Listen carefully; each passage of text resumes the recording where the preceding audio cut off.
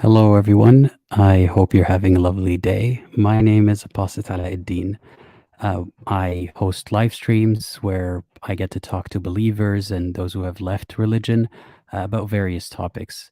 There's going to be a link in the description to show you a playlist of similar videos. And today's topic is directed at ex-Muslims. Call in and share your stories, whatever you want to talk about. That's what this space is for. And you can join by clicking the link that is pinned to the live chat. And as of right now, there are 2 people in queue. I am sorry, my cat is making a noise. I hope that's not coming through the mic. And I have streams weekly, at times posted on the banner of my channel. I will be setting up another call-in live stream for next week, possibly for believers to call in this time.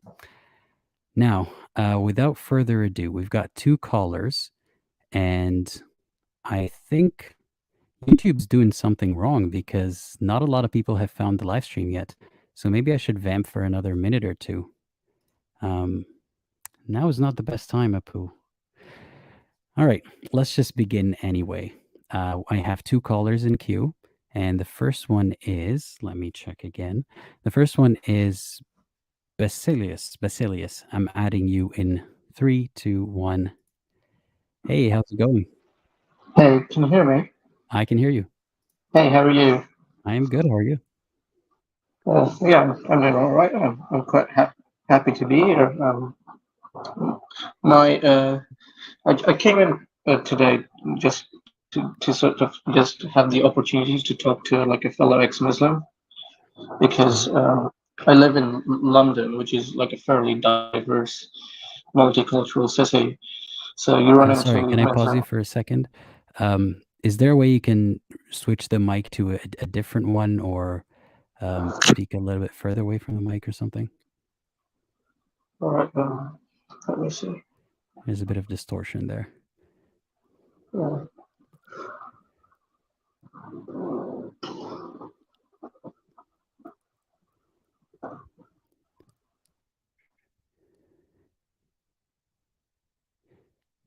In the meantime, while the guest comes back, check out some of my other videos and turn on notifications so that you don't miss live streams like these, because I get a lot of comments saying, oh, I didn't see this live stream, I missed it. I try to announce them in community posts, but unfortunately not every time I can do that. And yeah, welcome Hey, back. better? Yeah, this is better. All right. Cheers for that. Um, yeah, as I was saying, I live in like a multicultural city, London, and I run into Muslims all the time, and it's just difficult to sort of connect with Muslims because the topic of religion. I'm always sort of anxious about the topic of religion coming up, and I'm not sure sort of how to deal with that as an ex-Muslim. Because from my experience, like they're fine and friendly, and even the most liberal Muslims, the minute they hear you're an atheist, their like attitude completely changes, even if they're like not particularly quote unquote good Muslims themselves. Good Muslims, as in like sticking to the rules of the religion, kind of thing, pious, observant. Is that what you mean? Yeah, it's just yeah. I just find it surprising. So in that way, I feel quite isolated in a way, isolated. Uh, being an ex-Muslim, and sort of because I try to sort of because I'm originally from Bangladesh, and I try to sort of connect with my heritage and stuff. And but the topic of religions pretty much always scares me off. Um, I can't complain as much because my dad is an ex-Muslim, and he became an atheist before me, so I don't have an issue with like family as other people do. But it's just sort of when I'm away from home and in a just Western country of all places. Yeah. That is really unfortunate to hear. I'm sorry to hear that, but I'm glad that you do have your father, I guess, on your side in that sense. But I can understand how kind of nerve-wracking it can be to be around believers because you don't know which way they'll react. And I don't know about you, but I had trouble. Like I didn't want to pretend anymore, and by just not pretending, that seems to them like you're kind of challenging or coming out as an atheist when all you want to do is just not engage. So yeah, I can relate to that. Yeah, Ramadan's particularly hard because people always ask you, "How's your fast going?" And you sort of have to go, it's kind of sort of. I just tell people I'm not fasting, uh, but because I just tell people that I don't I don't go ahead and tell them I don't believe in God, but I just tell them I'm not fasting. But then they invite me to iftar, and then you know they but after the adhan goes they have to pray, and then I'm sort of forced to join with them, or socially sort of obliged to join in with them. Yeah, it's an odd situation to be in. It's the thing is, we're often told that if you just, be quiet about your apostasy or whatever, everything goes fine. But being quiet involves like going to the mosque and doing all the things that you really don't believe in doing. You're basically being a munafiq, a hypocrite, just to not get in any trouble or to avoid conflict. But that is, for many, unfortunately, that is the way to get by. But do you have hope that someday you wouldn't have to go through these motions? Yeah, I do. Well, largely thanks to people like you. Um, but I still see that day as relatively far away, um, because if you take the YouTube algorithm, for example, like the social media for like literally figuring out who you are, where you live, what you do, but yet the YouTube seems to think I'm some kind of fundamentalist movement, like Muslim. I get those ads like, oh, uh, and they always sound like MLM schemes. If you donate $1 to this mosque in Dallas, you'll get a palace built for you in Jannah or whatever. But it took me forever to find you, for example. I had to do a lot of searching to find you. So like the social media echo chamber, sort of the algorithm sort of favors the likes of Muhammad Hijab and Ali Dawa as opposed to us. Well, I hope it becomes easier to find the other voices in the future, including myself. Is there anything you see that is obvious that I could do differently to appeal to such an algorithm or the internet in that way? Um, I mean, I appreciate that all the live streams you do, um, but and definitely appreciate the opportunity to be here. But I think you do a lot of live streams, and you don't do as much normal videos. Now, for a person like me, because I'm at university, I have a lot to work. I often don't have time to sit down through a live stream or all that. So I appreciate like if you made more of those, like what is it? This the something prophet videos.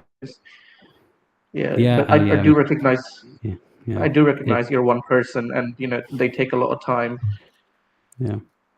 I know I'm conflicted because I do put them in a playlist so they're easier to find, but obviously on YouTube that's not how it works. Usually you just get recommended whatever. Um, I hear that a lot from a lot of people, that feedback that I should have more shorter edited videos. It's just such a trade-off. I'm not sure. They're very beneficial in different ways. For my reach, it would be better if I just have shorter videos and not as many live streams. But at the same time, for people to call and talk, I should have more live streams. So yeah, No, I definitely agree with you there, and I'm definitely on the same. yeah.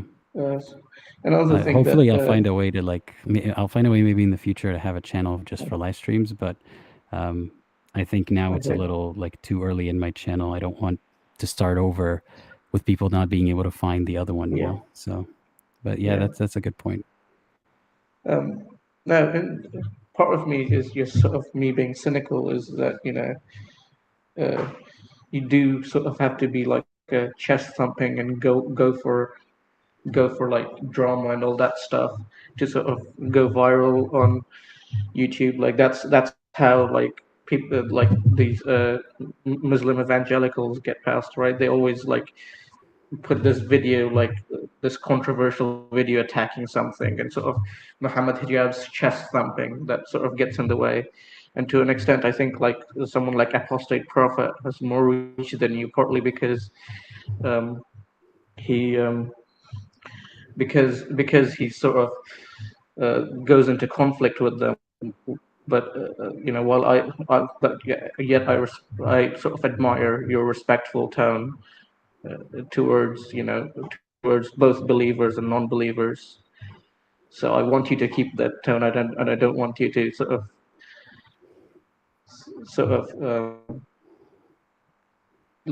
just cut that off just for the algorithms, because Of I feel course. like that will change more people's minds. Um, like I yeah.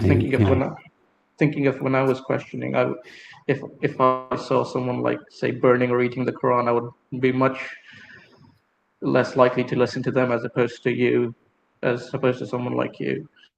So there's like a balance to be reached there. Yeah, I appreciate you saying that, and I feel similarly when I was questioning or like on the fence, not even questioning. I was just hesitant, to make that next step, um, or to really confront the reality of Islam not being true.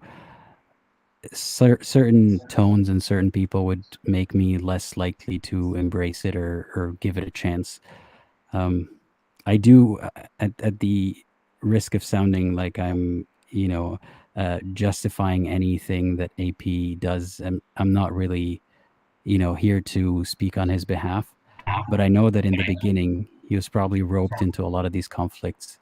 I don't know what he's up to these days. Like I haven't been following the Dawah versus, ex-Muslim scene very much, but I do feel like he gets a lot of hate, given how like he was viciously attacked from the very beginning. I have the luxury of not being in that spotlight, thankfully, and I hope that I can continue doing things my way. I will continue doing things my way. I just hope I stay out of their spotlight for a while. So yeah, Now, as far as AP's behavior goes, I mean, I prefer to see things like from his perspective, and from his perspective, it's just a barrage of endless like Muslim bots, but they're actually real people, just sort of constantly attacking you all the time. And mm. I'm sure you get a lot of hate as well, and surely Nowhere near as we're much, but yeah, yeah, but we all have a breaking point. But it's just something us ex-Muslims will have to deal with. I think it's sort of a dilemma, sort of a double standard that we face. And I myself was a victim of that double standard. I used to probably be like, oh, look how ex-Muslims are, look how sort of uh, uncivilized ex-Muslims are, while at the same time cheering on sort of dawah men, sort of cursing and all them, and thinking that was Muslim, like completely like unself-aware, you know. it is a double standard indeed. Like if I make a mistake, say for example, citing the Quran, or um, I have a slightly controversial opinion, or I share something personal that's embarrassing, or anything like that, it's held against me as some kind of like gotcha, and this dismantles everything about leaving Islam, and Islam is therefore true, and all that stuff. But they talk the most crap right and left, the most hateful things. They make 1,000 mistakes, intentionally deceptive or otherwise, and they just have so much goodwill because Islam has so much goodwill in their lives. So it just continues. So yeah, it is definitely a double standard there. That's partly why I find sort of being an ex-Muslim so difficult, because now that I've sort of had this sort of revelation of how the Prophet lived and what's really in the Sirah and the Hadith. Um, but I look at these other people, and at one point I think, okay, these people, love and adore a man who married a 9-year-old, who had sex with a 9-year-old. But then I think, I used to be one of them, and Hmm. I used to, when I was 15, I probably, if I had access to if I had access to a keyboard and a mouse, maybe in an alternate universe, I am a keyboard dawa warrior, That's a very good way to think about it. It comes from empathy, thinking that that could be me, that could have been me. I understand how they got there. I don't hate them for their conclusion, but it's a bad conclusion and it needs to be addressed. But it doesn't mean that you hate them or you see them as these bots that can't understand anything. And I think that's the best thing about ex-Muslims talking instead of having some guy in front of a camera talking about everything that's wrong with Islam is you get to hear that, demonstrated that these are real people. And you get to see that what we actually think of believers, not what they accuse us of thinking of them. So yeah, that's a good way of thinking about it. yeah, yeah, definitely. I definitely do have hope for the future, but it's just sometimes it gets very difficult when because until now I've only until now until like literally like 15 minutes ago I had only parasocial relationship with ex-Muslims, and oftentimes you feel like you're the one who's going mad because there are all these like people who are chanting Allah Akbar, and you're the one who's going, wait, is he great though? You Yeah, know? it's unsettling. Even if you replace Islam with anything, if you're the only person in the crowd or you feel like the only person in the crowd, you will feel insane because you can question your conclusions. That's always a good thing. But when you keep questioning your conclusions that, Allah is not a great character, is not real, and the answer is obvious, but it disagrees with reality, it just leads you to a very dark and confusing space. So I'm glad you're able to see that others are just like you. Yeah, I sort of had a question of like because I don't particularly see how someone would act, how you could convert uh, like a Muslim, like someone who like who's just barely like has some questions but isn't to the level of, oh, is God real or not? He just sees like certain inconsistencies, and how do you take them from like just a believer who's kind of seeing some of the flaws but is sort of carpeting over them to someone, someone who sees the truth of what this religion is? Um, I don't have a good method because that's not quite how I approach it. Um, Yeah, I didn't mean like a I method. It's more like a sort of, it's like sort of a stages, or sort of, no, I think I get what you mean, but yeah, I think that I focus on the most important part, which is how much harm is their belief causing them or other people, and that is what I would talk about. Everything else about their beliefs and everything that is unprovable or unfalsifiable or flawed and obviously flawed, um, that's all on them to figure out in due time or maybe never. But as long as we can focus on having them kind of stay in their lane and not harm other people or themselves. Like for example, if a woman, for example, thinks that she deserves a certain type of treatment because of what she learned about herself from religion, we could talk to her about, okay, why do you think so, and have her reconsider that. It doesn't have to be talking about, why Allah doesn't exist and all this stuff. Eventually a lot of people arrive at those thoughts themselves, but if they don't, at the very least they've hopefully reconsidered bad beliefs, harmful beliefs. That is my approach so far. And some people want more immediate answers, like they say, I have family members and friends that I would like them to see what I mean so that we can get along. the best you could do is try to explain your point of view, but you can't deconvert someone in that sense. Yeah, I like that sort of utilitarian view that you've put Mhm. forward because I think like among like the Muslims I know, most of them are good people and aren't doing any harm in the world. But it's just that this book they subscribe to that is right, and the fact that they're here, they're swearing by this book. Good people sort of enables people in like say Saudi Arabia or they follow people like Zakir Naik, even though they're good people, who are sort of preaching sort of really hateful messages. And Oh, that's another, when you deconstruct the preacher. Then you deconstruct the yes, preacher's words and their attitude and their the way they think, and then hopefully the people will start changing their minds too. If they're the kind of person who's not always about independent thought, what you could do is find the source of their thoughts and deconstruct that, which is those preachers like Zach and Naik. um, another issue I'll have living in the UK is sort of the like the non-Muslims view on sort of Islam as an ideology, in the sense that most like the stuff that Muhammad Hijab and Ali Dawah like say about like killing apostates and all that, um, like it's very hard to convince like non-Muslims that that is like mainstream Islamic preaching, because they've been sort of been conditioned to think, oh, that's just fringe people, not, they're just a minority of Muslims, some bad apples. And here I am as a person, as an ex-Muslim. I know, most of my family subscribes to these beliefs. It's like at the very least to these people, and listen to them and give them credence. And it's just very difficult to sort of convince non-Muslims that without being accused of being an Islamophobe yourself. Well, that's the one advantage of us criticizing, is that we have the like, at least we can set them a little bit at ease and say, look, I'm not just some outsider who's picking on a group.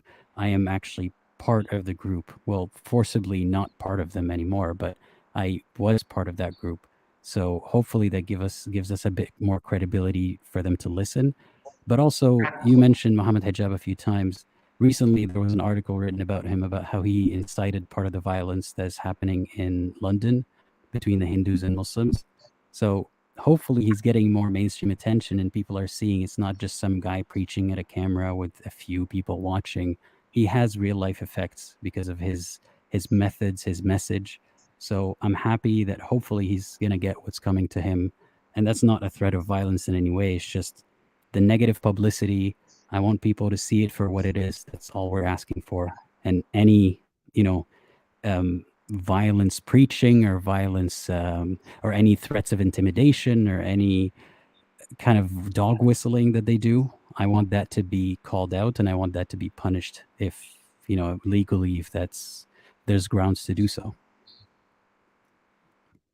Yeah, the dog whistling thing is always sort of gets on my nerves, because I was you know, sort of conditioned to sort of hate Israel, and like I mean, growing up in Saudi Arabia, it wasn't dog whistling. It was just the Jews are doing this, and the Jews are out to get you, right? After moving here, I sort of still kept up with the dog whistles, maybe toned down the language a bit, but essentially believed the same thing, right? Until one day my brother went, "You're anti-Semitic," and I was like, "No, I'm not anti-Semitic." Then I looked, and then I sort of spent the night thinking about what I believe, and say if I said the things that about Jews, say I said it about a black, say I said that about a black person, I would cancel myself. But in mosques, these are done daily, and and this is as much as I hate to say it, it is sort of mainstream Muslim belief, you know. Uh, Mhm. but it's very hard to like statistically prove that stuff. Unfortunately. Because, But I mean, we're starting to talk about it. People hopefully are starting to listen. Um, and I can promise you, I'm not done yet. So we'll see. We'll see where we go with this. Yeah, I'm seeing sort of the queue building up now, so I think I'll give way to other people. But thanks for having me on. It's been good. It's sort of cathartic to sort of share sort of my my sort of inner thoughts with someone at least. I would have appreciated this even if this wasn't live streamed. So thank you very much. Of course. I'm glad you feel that cathartic release, and um, I'm sure a lot of people are happy to hear you talk today. Everyone watching now and watching later. So, yeah, thank you for calling us. Thank you. See you later. Thanks. Bye bye. All right. Thanks again to the caller. Yeah, the queue is filling up pretty quickly. I may only take one or two more new people in the queue. We'll see how it goes. Um, I'll answer one comment and then I'll get to the next caller. So, Tony was asking, on my atheist journey right now, and I'm having some health and school complications, I feel like God is punishing me. Did you ever feel that in your journey? Did you feel like more bad stuff started happening to you? I've heard that a lot from people from many different backgrounds. Even like while being a Muslim, sometimes a Muslim would feel that way. They'd feel like, is it because I sinned recently? Is it a sin that I didn't even notice? Is it this minor thing? Was it actually not as minor as I thought and God is punishing me? No, none of that is true. It's just our tendency to want to find an explanation or a pattern. And when we find something bad, we're trying to think, was there a cause here? And we try to correlate it with something that happened recently. And in this case, it's you don't believe anymore. Um, if that is actually true, how petty is that God that doesn't intervene when so many people are suffering, but he causes you, one person, issues because you genuinely don't believe anymore? It sounds very ridiculous when you think about it that way, and hopefully the ridiculousness of it makes you more comfortable and less worried about it. But it is understandable why you think that way. Just don't worry too much about it, or try to. I know it's easier said than done. Um, Let's see. So I've got the next callers. I'll take the next caller, but I'll let everybody else have a discussion with Shaun because it seems like Shaun might be short on time. Decide who goes first. That's up to you guys. But for now, I'll have to take Raiken. Raiken, I'm adding you in 3, 2, 1. How's it going? Hi, can you hear me? Yeah, I can hear you. Okay, I'm good. So yeah, uh, I'm a Pakistani guy who grew up in Saudi Arabia and became an ex-Muslim when I studied abroad in Malaysia. The irony of the whole situation is that my parents sent me to Malaysia hoping that I would be more Islamic. But then like the whole when it came to the whole my whole apostasy journey, I guess you could call it kind of started off with this one question that a friend of mine asked me in regards to wife beating, right? And at that How time old were you at the time? Sorry. I was about 19. I actually left Islam when I was 20 something. I think 21 or 20, about Okay. that time, like just before COVID. Um, so it was rather, at that time, I was pretty much your typical. If you looked at it, if you searched in a dictionary what an Islamic apologist would look like, you'd probably have a picture of me in there, right? And then he talked about the whole wife beating thing, right? I tried so hard trying to, figure out a way to justify that verse, right? And at one point I was just like, oh, I don't know, right? Like, I don't know what the hell's going on. And the more we researched it, like, we checked it up a bunch of stuff, which kind of shook my belief, right? Was your And friend after that, a believer or not? The friend who he asked was you a that question. believer as well at that time. Now he's an atheist like me as well. Okay. But I guess our atheism journey was parallel to each other. Like the way he figured things out, or the way he like came to that was a bit different than mine. I researched very hard trying to figure out some way to um like justify that like what I believed is like real, right? Like I tried to figure out some way that, I mean, okay, maybe, yeah, this guy's making sense in this random post in the ex-Muslim subreddit, right? Maybe another guy might not be making sense, right?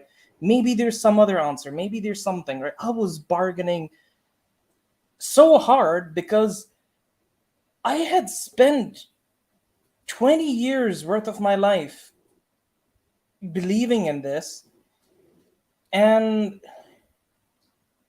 I mean, I used to psychologically torture myself so much just because I felt like I wasn't good enough of a Muslim, right? And day in and day out, right, I would just constantly be like, it would be like a, something that's on repeat, right? Like an alarm clock on repeat, like that you're not good enough of a Muslim and things like that, right? That you missed this prayer or you didn't memorize the Quran. I used to get bullied because I didn't pronounce like there was in Saudi Arabia, right? They've got classes for Quran lessons, right?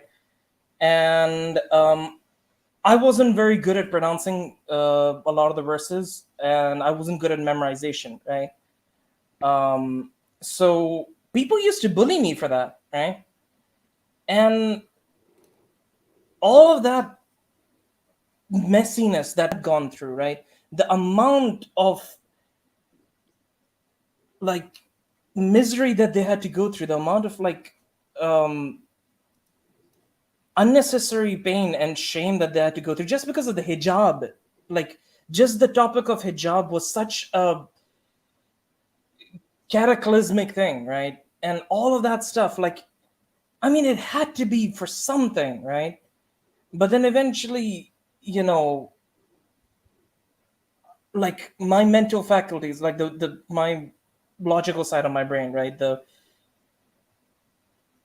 It just couldn't lie to itself anymore. Like there was just so much of evidence just being stacked against Islam that at one point I was like, oh, my entire life I was lied to. And it even then, like I actually used to feel so I used to actually believe that there was a point where I would like think that basically I kind of stopped going to Friday prayer, right? And there was this hadith which I remember where, oh, if you don't go to Friday prayer enough, you'll lose your religion, right? Which I understand, it's pretty much the whole get the person invested more and more into the religion, fear mongering situation, right? But like the whole, like I actually started believing that maybe because I didn't go to Friday prayer consistently enough, maybe that's why I lost my religion. Maybe it's my fault, right? Like I'm to blame for this, even though I'm not the one who made Islam. I'm not the one who is responsible for any of this, right? The only mistake, or like mistake by their standards, that I did was try to seek for the truth, right? Which is ironic because that's what they always champion, right? You need to research our religion, you need to search more deeply and things like that. And even when I was younger, right, and even when I was still a Muslim, my mother would often tell me to, read the translations of the Quran and I would be enlightened and stuff, right? But even then, like a question like I asked my mom is that, but mom, like, most of the stuff, it's just talking about hell, right? It's just talking about punishment, hell.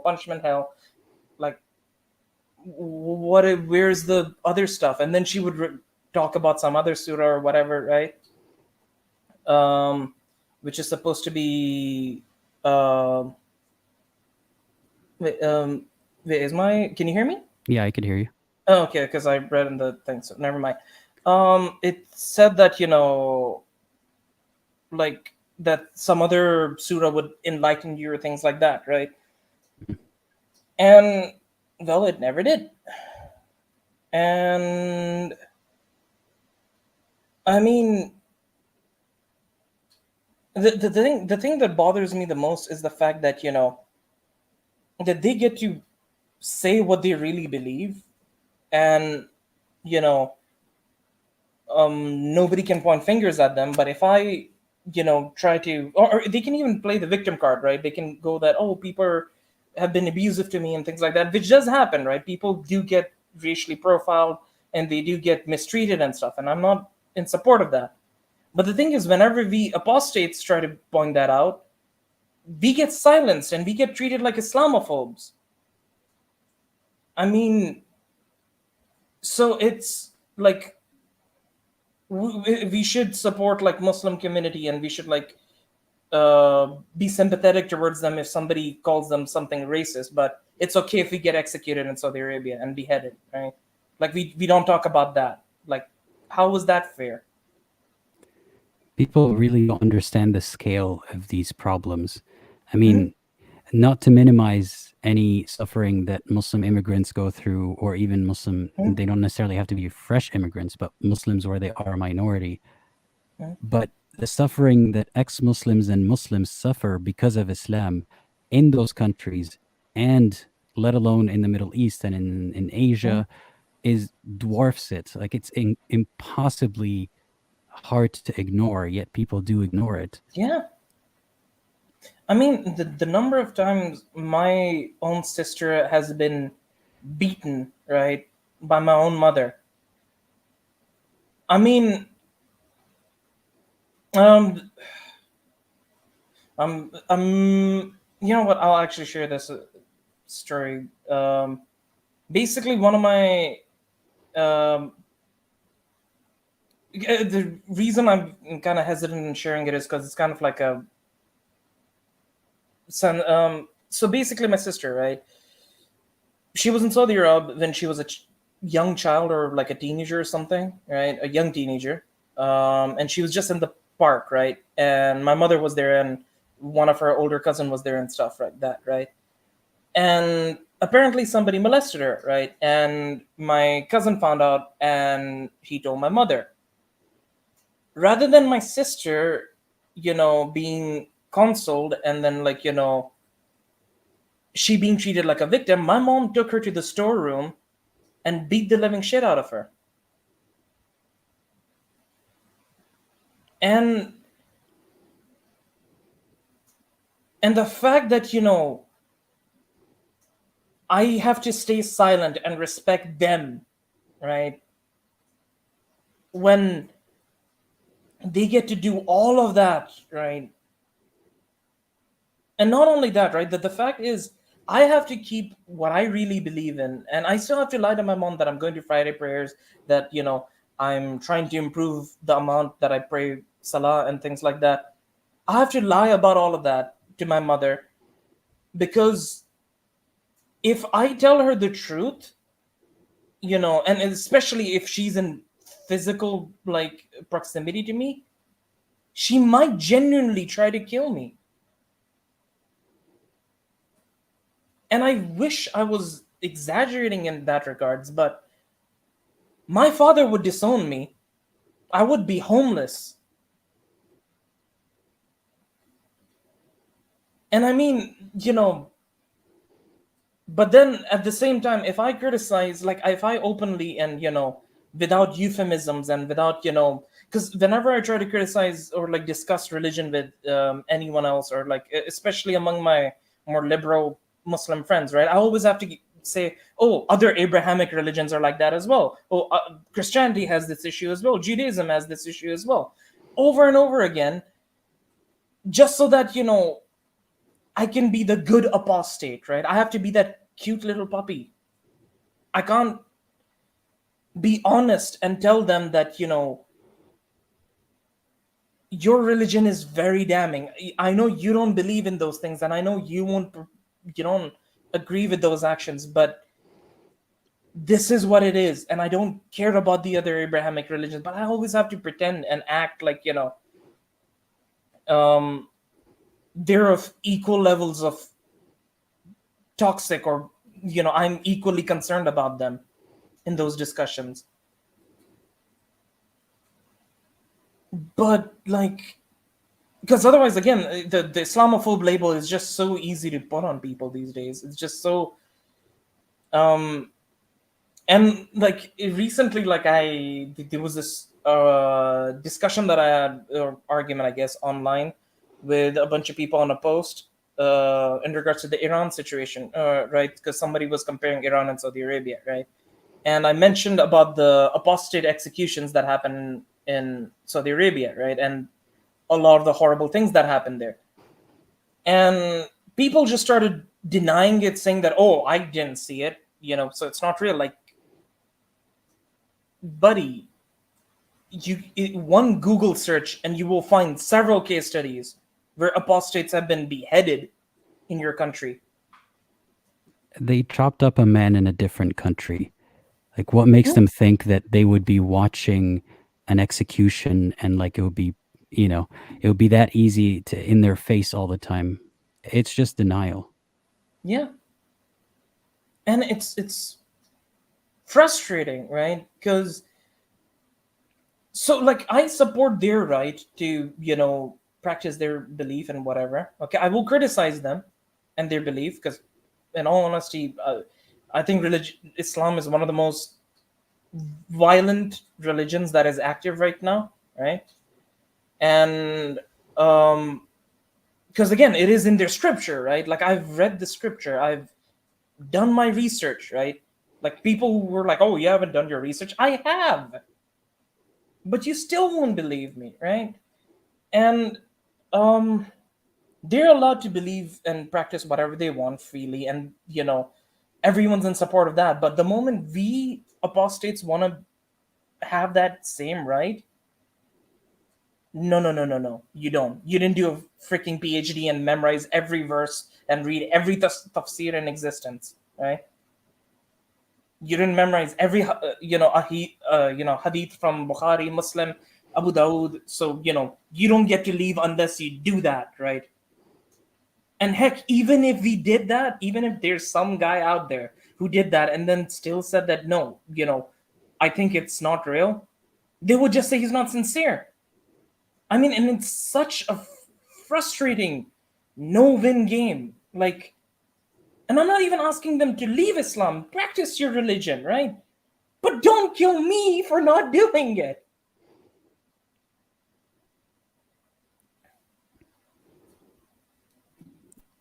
I'm really, really sorry for the things that your sister and you have went through. And I can hear the hurt and the angst and the frustration in your voice. Yeah. And don't let anyone tell you that you are lashing out or that you are just being rebellious. I think it's very hard to be composed, and I'm not talking that you're not composed on this call. I mean, in general, it's very, very hard to keep your composure given all of that, and yet you do. I'm sure in your day-to-day life, you're not going around lashing out at Muslims for being ignorant about their own religion. Yeah. But all that pressure builds up inside, and it's very, very hard to live with. I'm a bit lucky that I get to have an outlet like this, and I just felt like I'm And I'm extremely grateful that I even got the opportunity to talk over here, because again, like the moment I found out about your stream that you do these sorts of things, I've been keeping track on it so that I could join this one, right? Because it feels like unless I do this, I don't exist. That's how it feels, right? I'm a statistic that doesn't exist. I'm a number that isn't real. And like, I mean, the whole the thing is, okay, like Islam made me a worse person than I could have been. It made me more hateful than I was. And like throughout my life, right, when I was in Saudi Arabia, there were instances where I would be physically attracted to some of my male classmates, right? And I would think that it's just the devil playing tricks on me. And it was after a year and a half of leaving Islam that I even considered the possibility that I was bisexual, right? And again, like, even talking about it right now, right? There's this sense of discomfort, right? Like I'm supposed to be ashamed of saying that, I'm bi, because like it's just this such hardly engraved thing in my brain where I'm supposed to despise homosexuality, right? Where I'm supposed to despise this sort of thing. And there are times where I feel grateful that I'm bisexual and not gay, because if that was the case, I would have had to hate my entire, aspect of it. I'd be deep, that thing would be deeply rooted in me, and I wouldn't be able to escape that shadow. And like I'm not like asking that, oh man, if I missed all the chances that I had to date all those guys and whatnot. That's not my point. The point is, why did I have to hate myself and think that I deserved hellfire? Like, how do you, what was it all worth? What is any of the, like in Iran, right? Like all the deaths that are happening. What are you gonna get in the end? Is any of this even remotely worth it? And again, like the fact that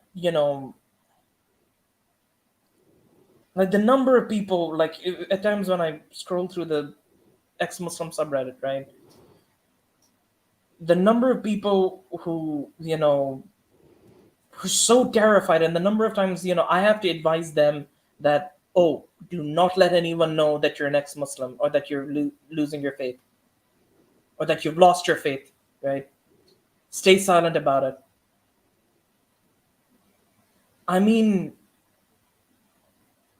I didn't hurt anyone. I mean, like, what crime did I do that I have to hide? That's the thing that and the thing is that there aren't any, what do you call it, compared to the whole Islamophobia movements and things like that, or Black Lives Matter and things, which again, Black Lives Matter, I do agree that it should be supported and stuff, but like all of these movements have got such a strong voice, but we have none. And like, what do you call it, mainstream media. And mainstream media, people don't talk about us, and it's so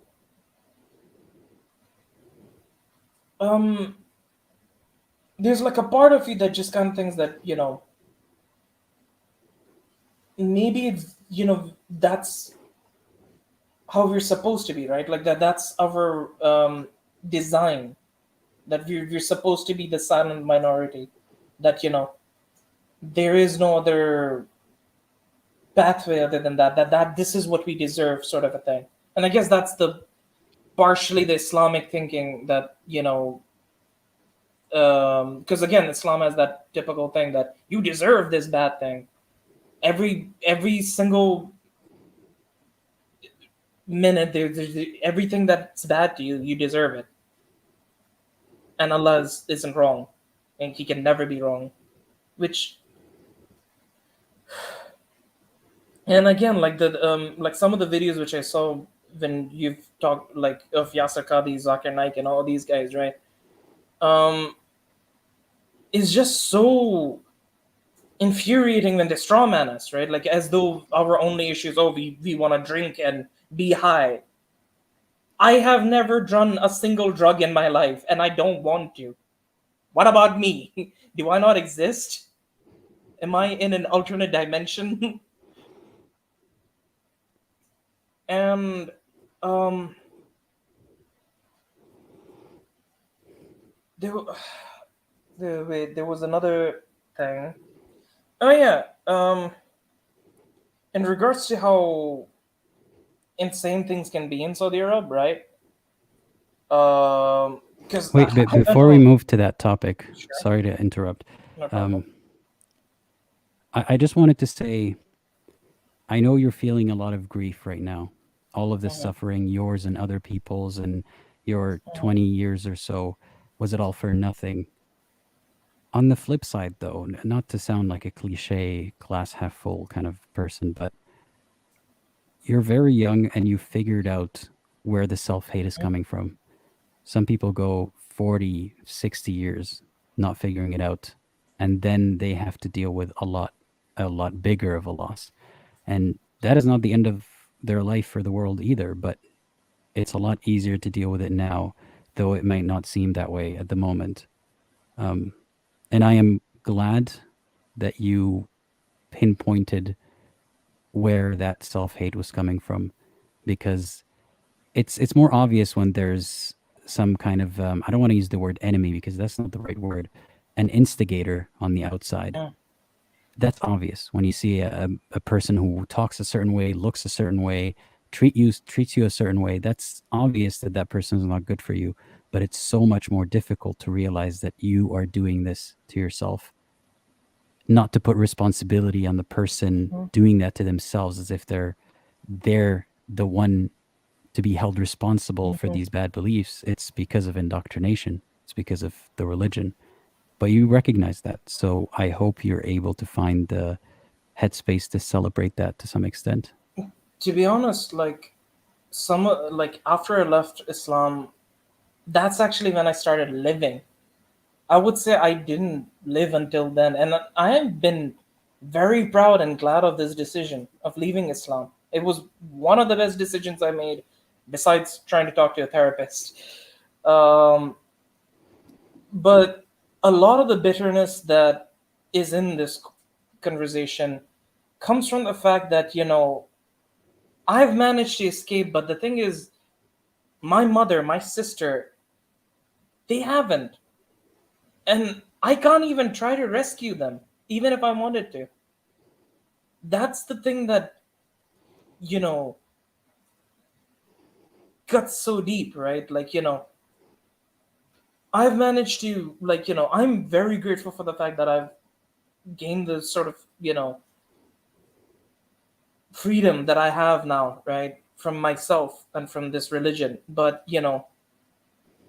they're still imprisoned with it. And if I hated that religion for imprisoning them, I would be treated as the demon, not only by others, but even by them.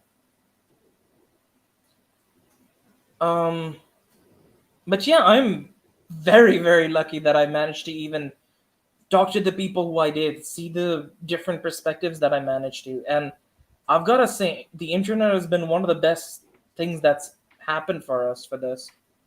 Without the internet, we wouldn't even know that other people existed like us.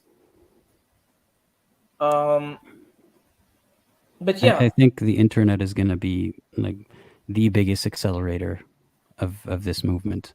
yeah, Um, Even 10 years ago, the internet was around, but good luck trying to find other people in like forums mhm, or knowing what, you know, term to search for, or having like very limited access to internet. It's very yeah, different now.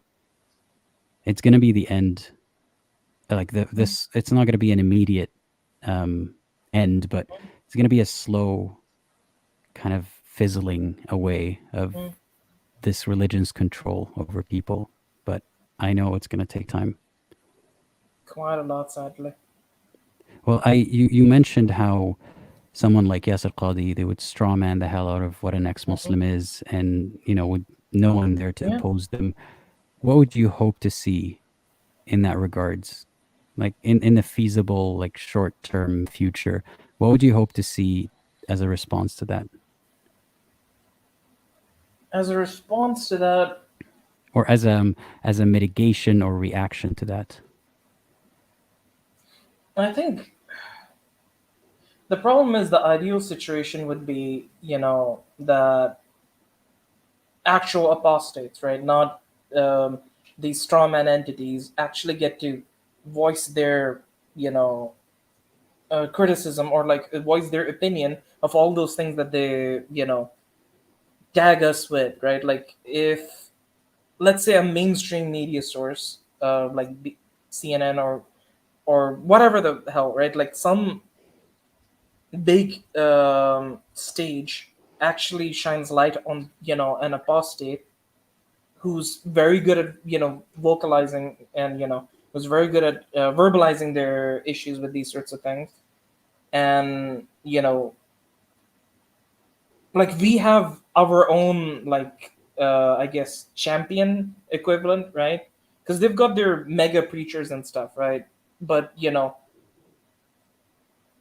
don't have anyone, I guess, except of maybe Apostate Prophet and um, Hassan Ridwan used to be one, but neither of them actually got a stage as big as a TED Talk, or something officially recognized, right?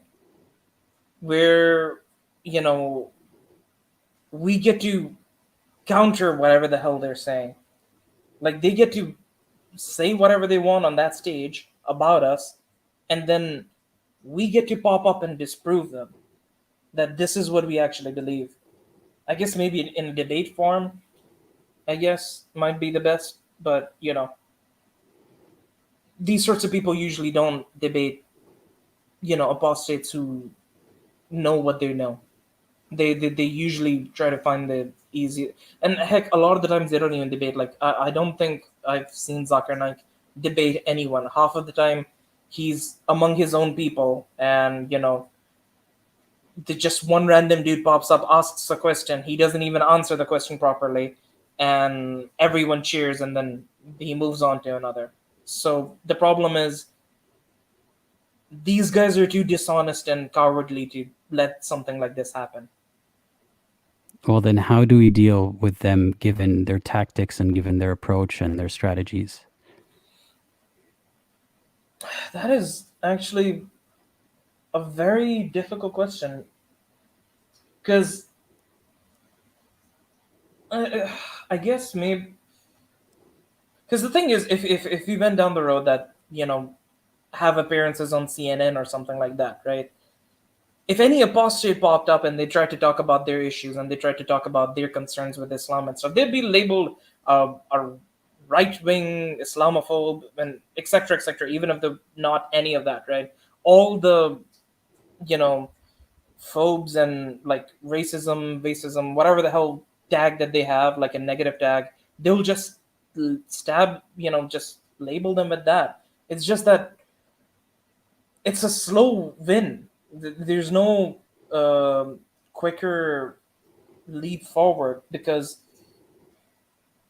no matter what we do, they'll just make it a zero sum game. They'll just turn it into, oh, this person hasn't studied it from the right sources, or they'll use some underhanded tactic of discrediting their anyone who's got an opposing thing, because that's what they always do.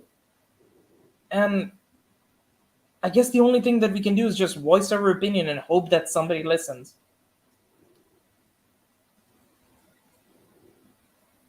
Yeah. I hope that someone rises to the occasion someday to have to share that stage, to push back. Yeah. Like I hope that the current scaling up of things is a fast enough pace. Of course, I would hope for it to be a lot faster. I would hope Yeah. that there's a lot more people who'd pop up and start live streams and talk about this topic. But But most people are I'm just so scared. Like yeah. because the thing is, if somebody gets too popular, right? People like Muhammad Hijab, as he said, right, with the previous person as well. Like people like Muhammad Hijab, they'll just start sending death threats. They'll start sending their mobs against them. if we get too popular and if we get too famous, people try to kill us. Mhm. So we can't even get popular, because if we do, then they'll try to kill us. And if they kill us, or they try to kill us or whatever, and we complain about that, oh, we're Islamophobic. Yet again, it's just zero sum game. Uh, you muted? Can you hear me? Yeah, I can hear you now. Yeah, I'm still here. I'm just having some technical difficulties with the screen, so Yeah, it's feel fine. free to continue talking if you would like. But yeah, Yeah. it's just such a, you know, irritating situation. Like it's a very, again, we don't have any other choice besides a slow battle of attrition, where, you know, and I hate using the word battle as well, because I don't want it to be a militant such thing. I want it to be, we just get to say what we believe, and we don't get killed for it. That's about it. That's the bare minimum. But the problem is, it's like, I guess the best we can hope for is that, you know, eventually when enough people get killed, or, which sounds so morbid just saying it, like if enough people, you know, like at one point the corpses are going to be difficult to ignore, I guess. Do you think that's the only way that could happen?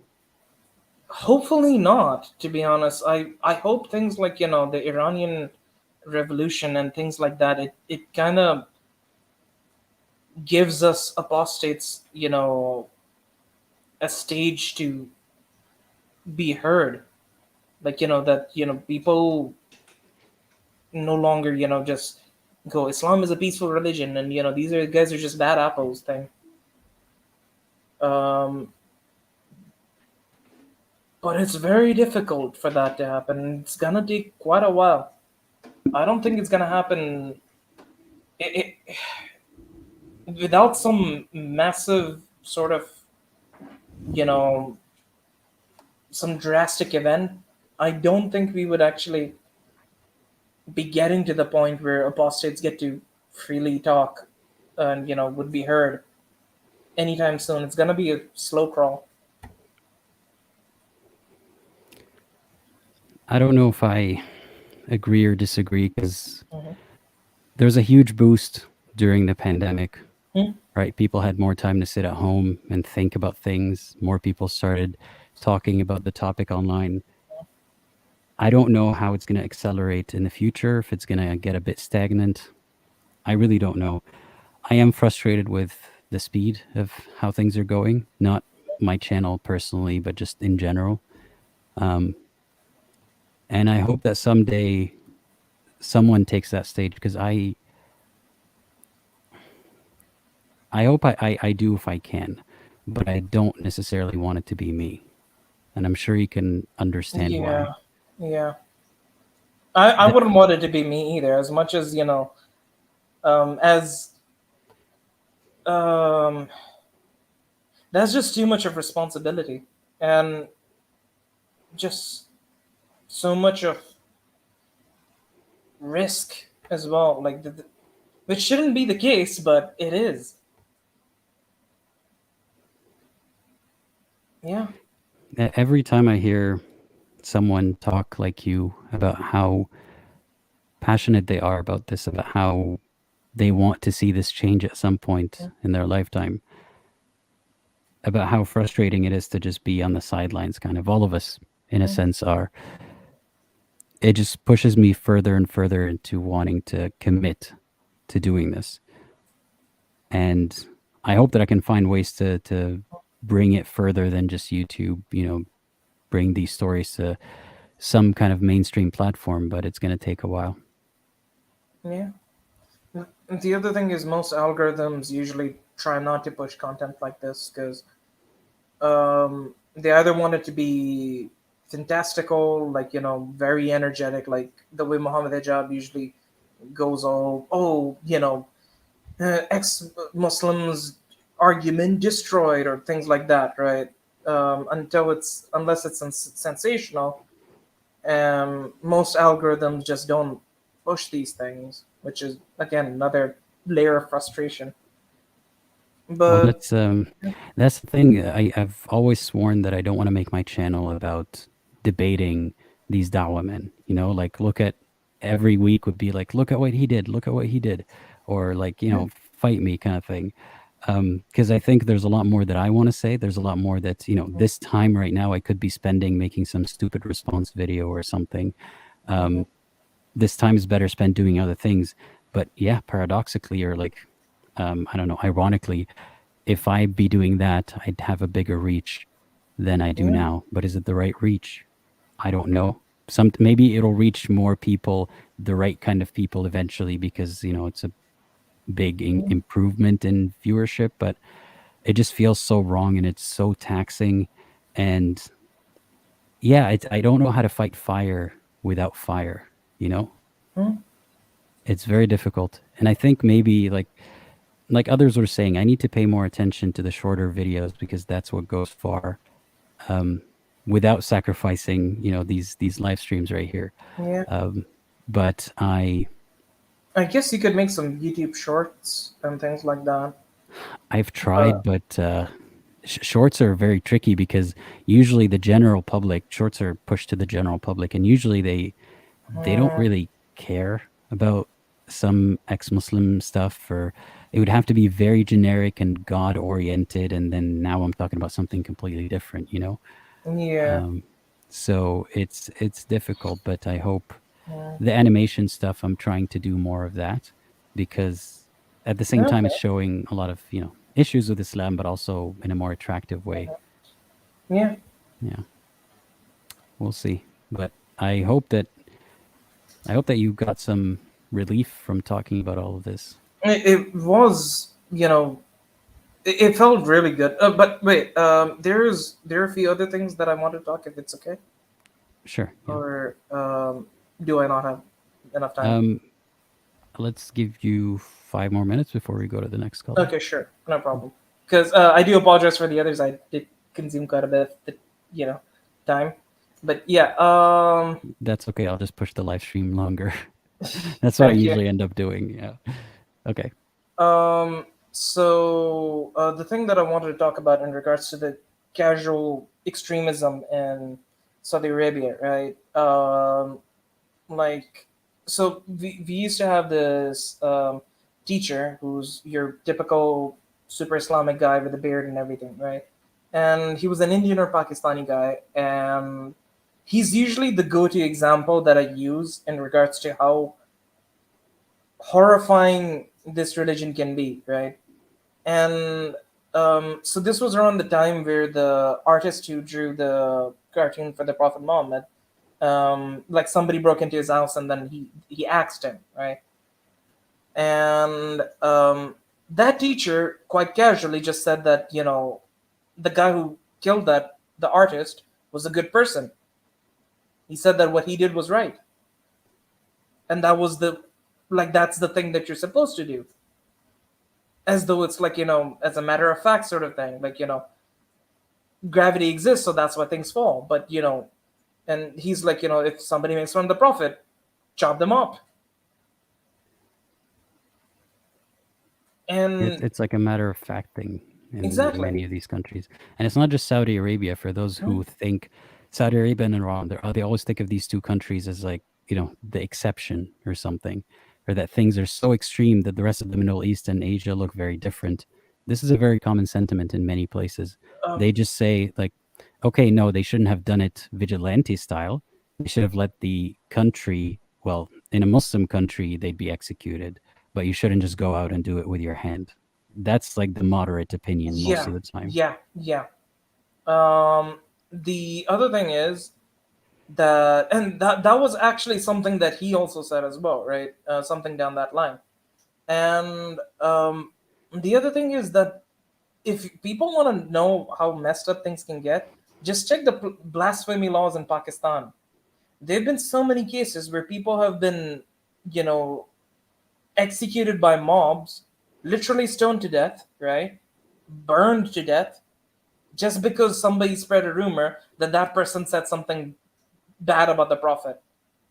Heck, there was a guy who got burned to death because people said that he was defacing stickers which had the prophet's name on it. It's that extreme. And again, you can just type blasphemy law sentences in Pakistan, and then you can like just check on Wikipedia. Like there's an entire list, and it's like, and that's the list of things that are popular, that got enough media attention. And that's not even including the honor killings. Like there's so many different types of, there are different flavors of murder that are involved with Islam. It's kind of baffling. Like there's honor killing, there's blasphemy killing, there's apostasy killing. It's just like is there any other kind of killing that we need to know about? Oh, there's also jihad. Okay, great, perfect, another flavor of killing. But yeah, I really hope your channel gets more viewership and attention, in all honesty, because I think this is the healthiest way of letting people know who we are and what we are. And I'll actually end it with that. Thanks a lot, and I do apologize for the others for taking too much time. Good luck with everyone and everything. Bye. Thanks a lot, Raiken, and I appreciate you calling, and have a good rest of your day. Bye-bye. Okay, I'm gonna get to a couple of comments, and then the next caller. Rari Ferrari is asking, is kafir, that is how you spell it, or yeah, it's an Arabic word, so you can spell it in multiple ways, I guess. A bad word for a non-believer, or just a word for a non-believer? So the answer is a bit complex because it is used like a slur most of the time. Like it's used with a negative connotation. It's as if I said, no, I can't give an example, but like it's as if you said filthy before the word. That's what it feels like. But what it actually means is someone who covers up the truth, someone who disbelieves, but in a more specific sense, someone who covers up the truth. So the implication is that you're a dishonest, lying, deceiving person. So even if it is said in the most, nice tone, there's still the implication that from the root of the word, you're a dishonest, deceitful person. So I don't know if that answers your question. It's kind of a bad word, kind of not. It doesn't just mean non-believer. It's usually used as a slur, though. At least like colloquially, people often put some, I don't know, some soul into it. Kafir and murtad and these words. And Kat is asking, Aladdin, do you think the hijab and Iran thing will bring more Western media attention to ex-Muslims or the persecution of women in the Muslim world? I honestly don't know. It could go either way. I mean, I'm glad that it's bringing some attention to the victims in Iran. That's the most important thing right now. I'm not going to speculate about whether that will bring attention to other issues as well. I hope it does. But for the time being, I just hope that is resolved for the sake of people of Iran. That's all I will say about that at the moment. So the next caller is Faisal. Faisal, I'm adding you in 3, 2, 1. How's it going, Faisal? Can you hear me? Hey, are you there? Perhaps Faisal is not here, or he's muted on his mic. Okay, he might be having audio issues. All right, let's give Faisal another moment. In the meantime, if you guys haven't liked and subscribed and done all that stuff, I guess I got to remind you. And do give my shorter videos a shot there on my channel, playlist called Videos.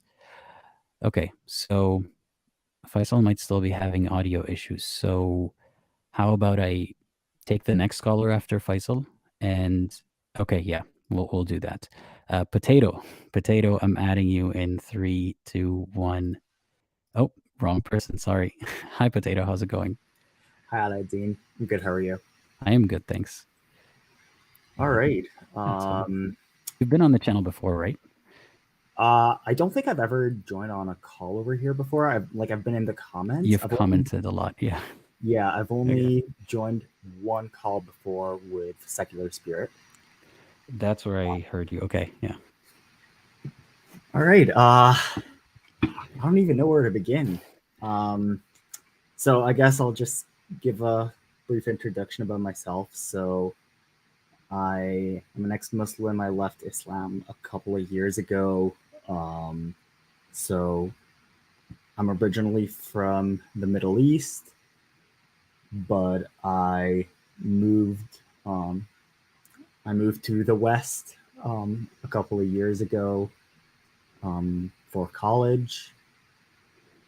And so I guess growing up, I grew up in a very conservative, very traditional Muslim household. But if my memory serves me correctly, growing up, my parents were not too strict, if that makes sense. Like they were always they were always religious more than average, like more than everybody else around us, but they were not too bad. But I believe like as I grew up, they started becoming more and more religious, which reflected a lot on our lives.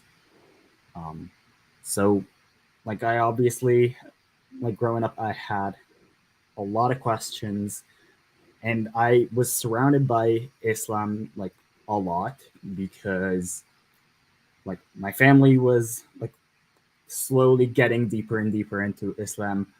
I was in a above average religious school, above average extracurriculars, like everything around my life kind of revolved around Islam. So I had it surrounding me at all time, and I don't know, like as a child, like I would just ask a lot of questions, but none of the answers really satisfied me. But at the same time, like when you're so young, you see everybody older than you as just like an authority figure like that. Like, oh, they know, they understand better than I do. They know something I don't. When I grow up, I'll understand. But like even then, like as I grew up, some of the questions just made like some of the answers that I would receive made absolutely no sense at all. One time that just kind of stuck to my memory. I remember we were talking to one of our teachers about religion, and I remember that was around the first time I had discovered about the camel piss thing. So for those who don't know, it's a hadith where the Prophet told some people to drink camel urine because it's good for them, aside from other stuff in the hadith. Yeah. And that just kind of blew my mind away. So like when I asked about it, the answer I received was, all right, just don't do that. And to me, that, I don't know, like I guess I would have preferred if he just did not answer at all. Like that answer just made me angry. But again, like at that time, the idea of not being Muslim was not even on the table. Like it was not ever anything that I had contemplated or even thought possible. Mm-hmm. And it wasn't until I actually left the Middle East that I was able to actually think a little bit more about it and actually leave Islam, which I think that, like, from what I remember from hearing you talk about your experience, I had kind of a similar experience where it was not like anything where I said, okay, I don't believe in Islam anymore. It was just kind of kept accumulating until just kind of faded away, if that makes sense. So I kept saying, okay, this does not make sense. This does not make sense, until I kind of just stopped caring and kind of in the back of my head realized, okay, this religion does not make any sense at all. So one thing that I did want to talk about, which is something that I have been researching lately. Mm-hmm. So a while ago, I started digging into the whole ordeal about the miracles in the Quran and Sunnah, because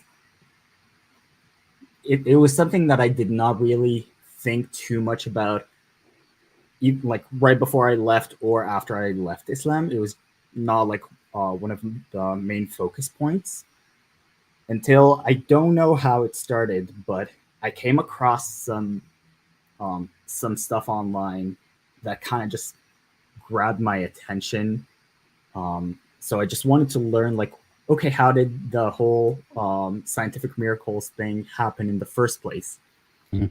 And I don't know if I just got lucky or what, but I don't know, like a few weeks later, I think you might know that YouTuber, Sharif Gaber. Mhm. He posted a video online which was talking about exactly that.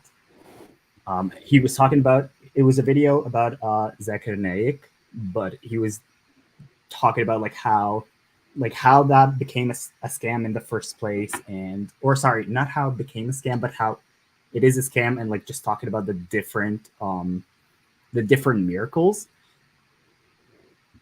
And obviously, like, there was a lot over there that I did not know about before, so I kept digging about it more online, but I wanted to discover how that became a thing in the first place.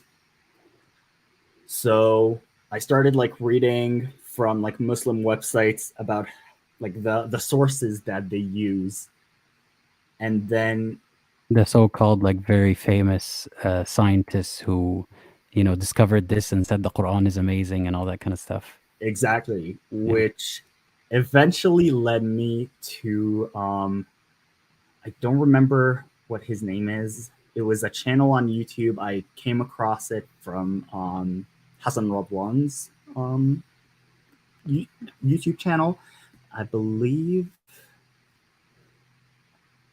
Okay, actually, no, I lost it. Was Sorry, it hold on. Vidovids? Friendly ex-Muslim. No, it was it was, maybe you'll know him actually. It was someone, the Rationalizer. There we go. Okay. Yeah. So it was this YouTube channel that was dedicated to going to talking to some of these professors, and having the entire thing like completely unedited, uncut, just like not the greatest quality, but just he wanted to make sure that it's not edited at all, and just talking to these professors about their experience and like how they got to say these things in the first place, which led me on like a crazy rabbit hole to what I know this might sound a little crazy, but like what I now believe is a conspiracy by Saudi on creating these things in the first place.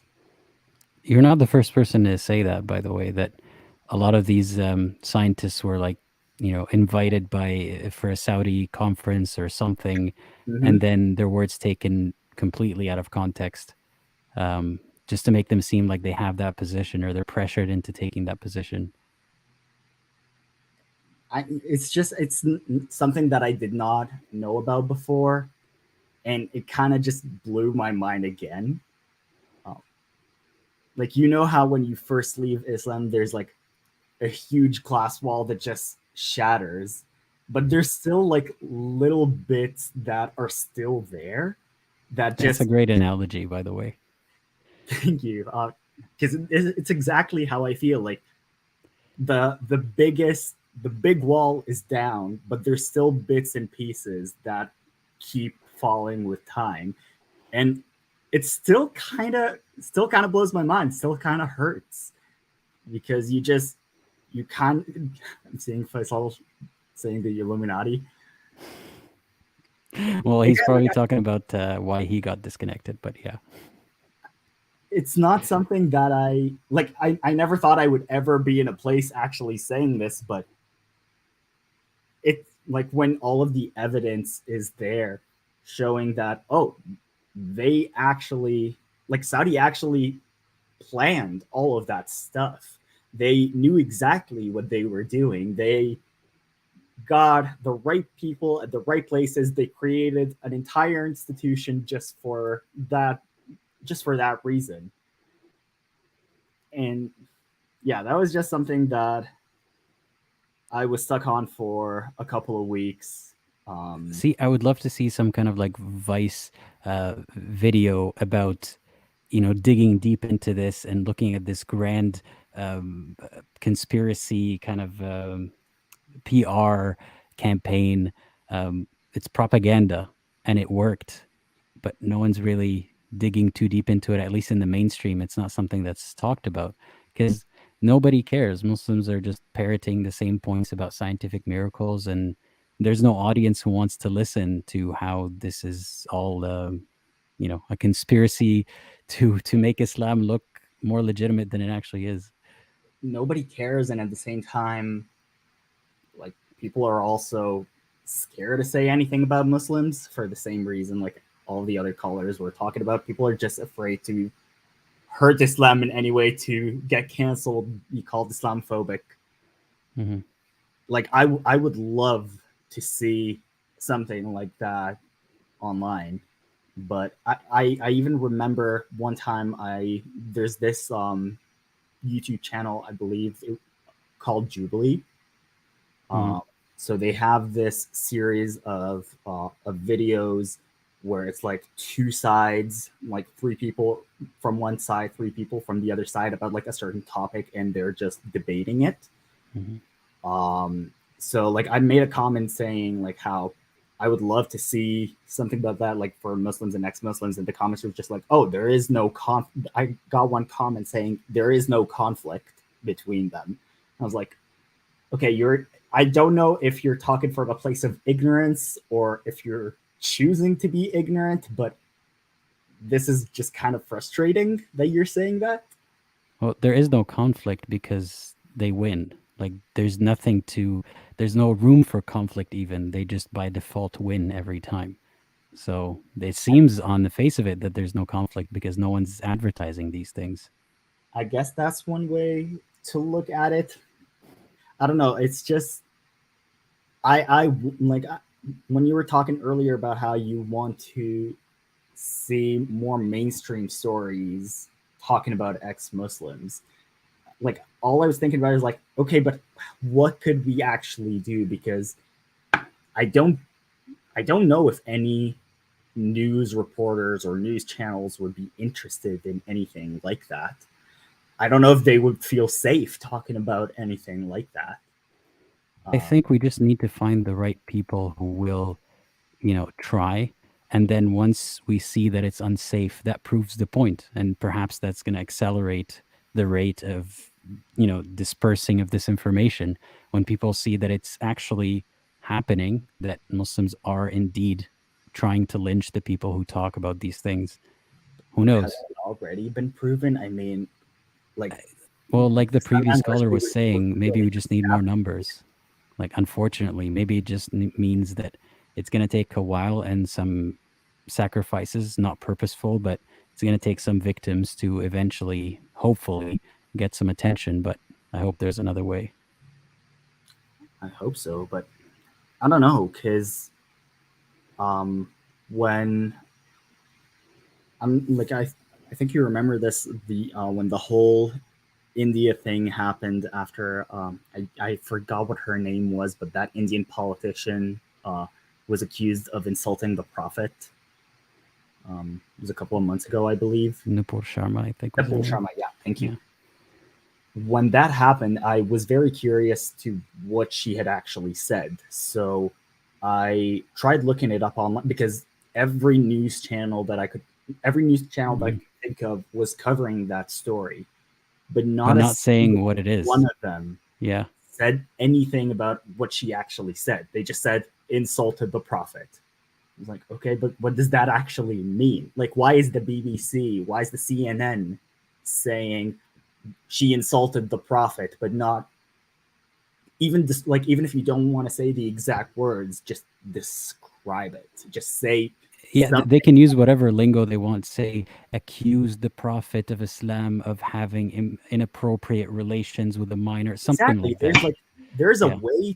a way to say it, but everybody's just like, these huge news channels are also terrified of saying anything, which is kind of just scary to think about. Like, is the world actually that terrified by Muslims? Yes, and they feel guilty about it too.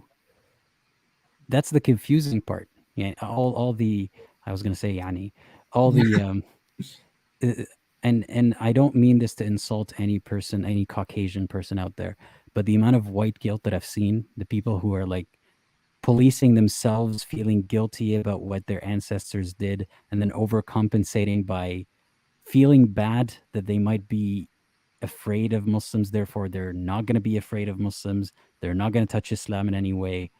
So it's a weird cycle. People are afraid of the violence that befalls them after they say anything critical of Islam, but at the same time, they see that this is not an Islam or Muslim problem. It's paradoxical. And I mean, at the same time, if you think about it, it makes sense because like we were Muslims at one point. We were defending Islam as like with as much power as we had. And like people like us at the time were the reason, like especially like the people who are not defending it in Arabic. We are the people who actually caused people to take notice and say, oh, Muslims are being prosecuted, which is actually true. There is some truth to that.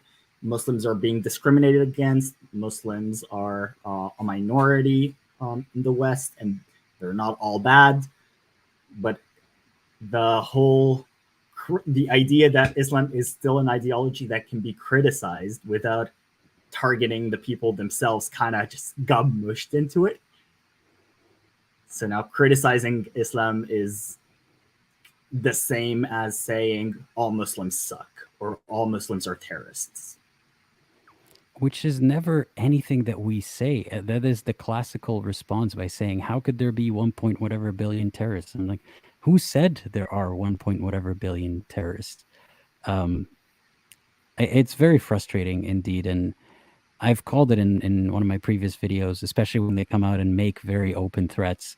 It is a form of terrorism where because of fear of potential violence, people don't want to talk about a certain thing, or they don't want to show a certain movie, or they don't want to air a certain TED talk. Like that's happened before. And yet no blood has to be shed in that example for people to be controlled by the fear. So is it not, in a sense, terrorism? Do you think that there are any outlets out there where talking about it, like it doesn't even have to be that mainstream, but like you said, like maybe a TED talk? Do you think anything like that could be done where ex-Muslims could just go and talk about their story? Like especially the more public ex-Muslims who are already talking about it. From what I've seen, it's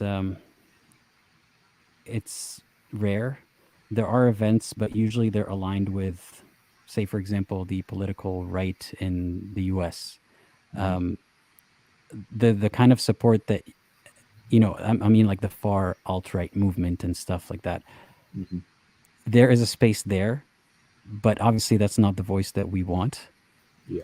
And at the same time, there are sometimes conventions for, ex-Muslims specifically. Like we have to organize them. A lot of other people who are public figures and YouTubers and whatnot have organized these events before, but it's still not as big of a reach as, like you're asking people who have nothing to do with Islam or leaving it to come watch a talk or multiple talks about people leaving Islam.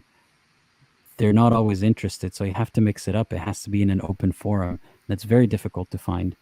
But I've seen in Europe that there are more documentaries and more news pieces on that. But the English-speaking world specifically hasn't caught up.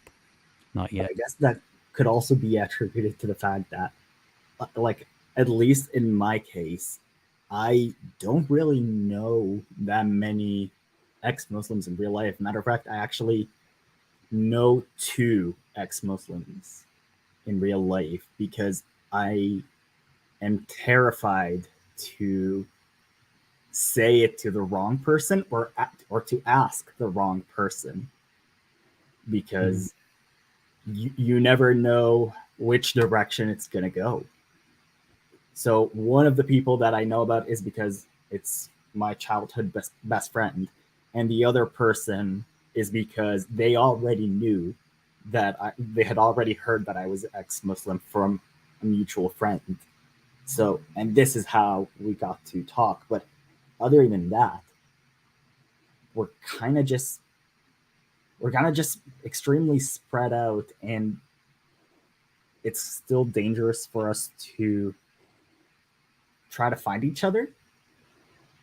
I mean, if we try to host an event or something open for anyone to come attend, you know that there's going to be a lot of people who are attending for the wrong reasons. Yes. It's a safety concern. Like, you would actually have to involve the authorities in whatever area you're in. And I'm not talking about Muslim countries. Obviously, that's not even an option. Oh, yeah. But yeah, it's sad that people need protection from the people we're not supposed to fear. And I feel bad for all the Muslims who definitely wouldn't harm someone. But I don't know how to feel about the ones who are in between, who would watch it happen and say, well, they should have, kept quiet. And Where again, does the spectrum stop? Where's the responsibility? Like, is it only the Muslims who are, they don't want harm, but they're outspoken? Because those are very rare. Or the ones who don't want harm and don't get involved and don't wish it on others. Those are more common, but are they really helping? I really don't know. And it's very confusing because, as much as it sucks to say, but like, I was in their shoes at one point. I was someone who was seeing the harm being done by Islam, but I was just so blinded that I could not blame Islam for anything. So I would always just say, well, they should not have gotten harmed, but they were provocative, or they had it coming. Like, don't kick the hornet's nest kind of thing. Like, what did you expect? So I find it hard to blame people for thinking that way, because I used to think that way, but I also see the damage that it causes. So it's a very tough position to be in.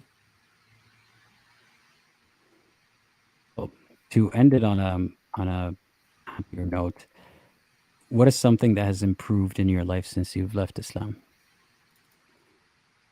Well, after I left Islam, I was actually able to admit to myself that I'm queer. I was then able to start doing the stuff that I always kind of wanted to do when I was a kid, that I would feel guilty to even think about. So I started dressing the way I wanted to dress. I started like talking to people that I would not have ever considered talking to, because those were always the bad people. Those were always the sinners. Those were the people you should stay away from. So that is definitely a huge plus in my life right now. I just wanted to ask you before I finish, because I lately have been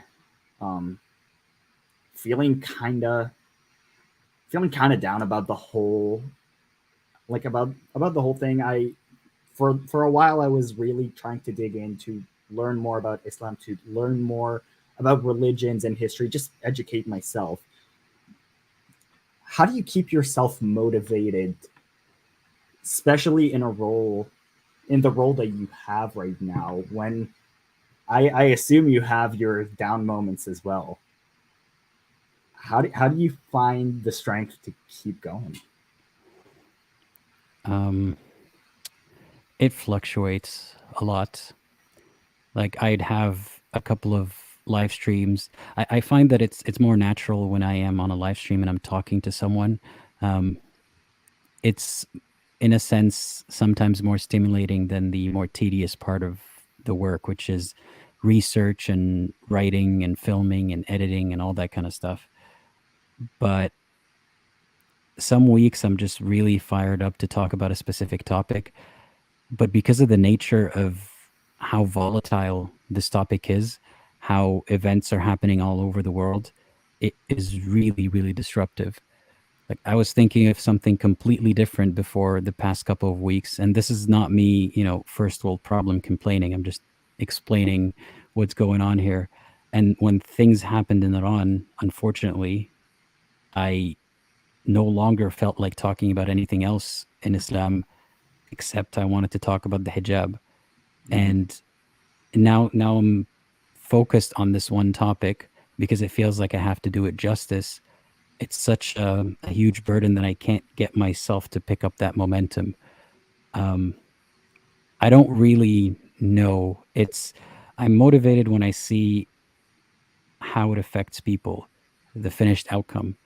The finished, the finished product and how the outcome is, how it affects people. That's mostly it. And sometimes I'm not very motivated. And sometimes it's very, very heavy.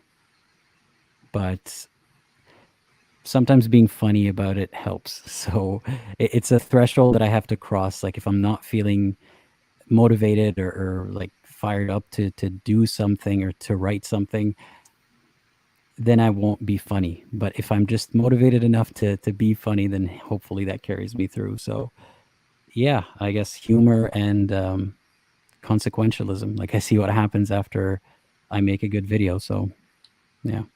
Well, for what it's worth, I love the jokes that you make, and I love the new animations that you started making. So keep it coming, man. You're doing amazing. Thank you. And congrats on the 10K. Yeah, thank you all for being part of that 10K. Yeah. All right, it was really nice talking to you, man. Likewise. And I hope you have a great rest of your day. Thank you so much. You as well. Take care. Bye-bye. Bye. Oops, sorry, Fleshy. I keep adding you accidentally when someone leaves the room. Thanks, Roy Ferrari, for the super chat. I really appreciate it. And I feel so humbled and also embarrassed because people sometimes send super chats from all over the world, and I don't know all the currencies. So sometimes I see a symbol, I'm like, I have no idea what this currency is, but I appreciate it all exactly the same nonetheless. So thank you, Roy Ferrari. I appreciate that. Yeah, let's see. MK, yes, Red, please leave an intro message in the chat. MK is saying MK. I'm just going to say MK. I totally forgot about this live stream. Sorry. It's okay. You guys don't have to attend every single one, but I really appreciate you being here. That's interesting. You should have a 10K celebrating stream where you eat bacon. I feel like it would just cause the wrong kind of noise. I've said this before, I do enjoy bacon. It's not good for you, but every now and then I'll have bacon. I don't like cooking it because it stinks up the house. Not really a fan of that. But every now and then I'll have some bacon, but it's not like the central thing about being an ex-Muslim. And I could totally live without it, but I used to eat turkey bacon thinking that, that's a good replacement for bacon, and I hadn't tried the original. And I was satisfied with it for a long time. And then after I tried the real deal, tried to go back to turkey bacon. I'm like, what is this? What is this plastic? So if you enjoy turkey bacon, don't try the real one. Like just stick to that. That's great. Yeah, no, I think we disagree there, but it's not that big of a deal, guys. I'm just making jokes. Okay, the next caller Who is the next caller? Faisal, I hope that your audio works this time. Let's see how it goes. I'm adding you in 3, 2, 1. Hey, Faisal, how's it going? Hey, how's it going? Can you hear me now? I can hear you now. Awesome. Okay, so, I mean, I'm not really sure where to start, so I guess I'll just ramble and figure it out. But I've been an ex-Muslim since I was about 18. And one of the things that I find is really cool is that we're getting a lot more ex-Muslim activists who are putting their voice out there, because for a long time I was a part of the atheist activist space, and there was a striking shortage of Muslims for, I feel like, pretty obvious reasons. But it feels like a lot of people who are going through this struggle, at least especially from my perspective, I saw like 2 of your videos and I was like, this guy gets me.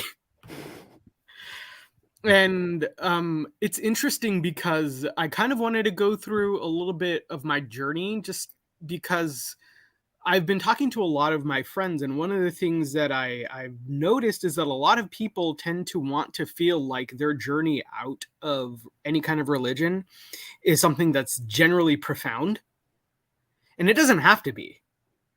When I was 18, the reason I left at first, or the reason I started questioning, was really dumb.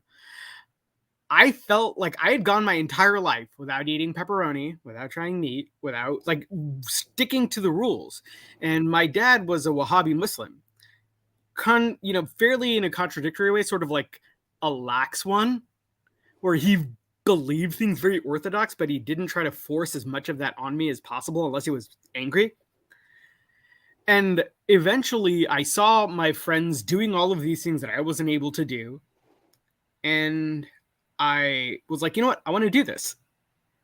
And in my head, I'm like, you know what? Maybe I should question Islam, because if Islam's telling me I can't do any of the things I want to do, then let me start to explore it. And for a long time, I was kind of embarrassed that was the reason I got into it. But it kind of, as I've started to look back and take it apart, it's made me realize something really important. That particular reason was actually more profound than I thought. And it was something that you had talked about in some of your older videos, where as Muslims, we're all supposed to love Allah. And in this way, it feels like it's similar to a lot of religions. But I think the difference in between Islam is that in a lot of ways, it says the quiet part of the religion out loud. And in Islam, there's a huge portion of our relationship that's just governed by fear. We're conditioned and taught from a very early age to fear Allah. Before you love Allah, you fear him. Because if you're not afraid of him, you have no reason to listen to him. And anybody who's not afraid of Allah will anger him. And there was that constant fire and brimstone stoking that I had. My dad used to preach at the mosque. And he Sorry, I want to clarify. Were you afraid of Allah? No, that's actually what I learned. Okay. So I spent like the better part of 18 years telling myself that I was afraid of Allah. I don't know what I was afraid of. Maybe I was afraid of my dad, because I also genuinely believe that my dad would attempt to kill me if he discovered I was an apostate and I was still living with him.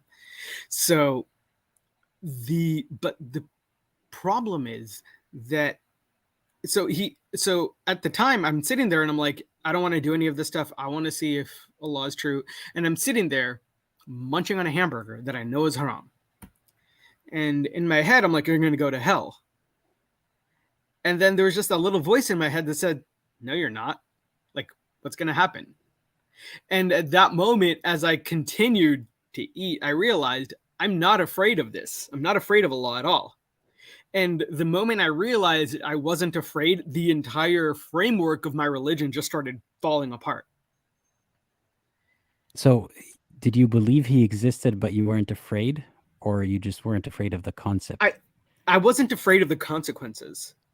And belief for me was a tricky thing, because I think belief is sort of, you can profess belief, but there's an element of that is involuntary, where you're either convinced of a proposition or you're not. And I think that a lot of people who are struggling with religion, and I'm not saying everybody, but some people may not necessarily believe, but they tell themselves that they believe because they want to. And I think that's where I was.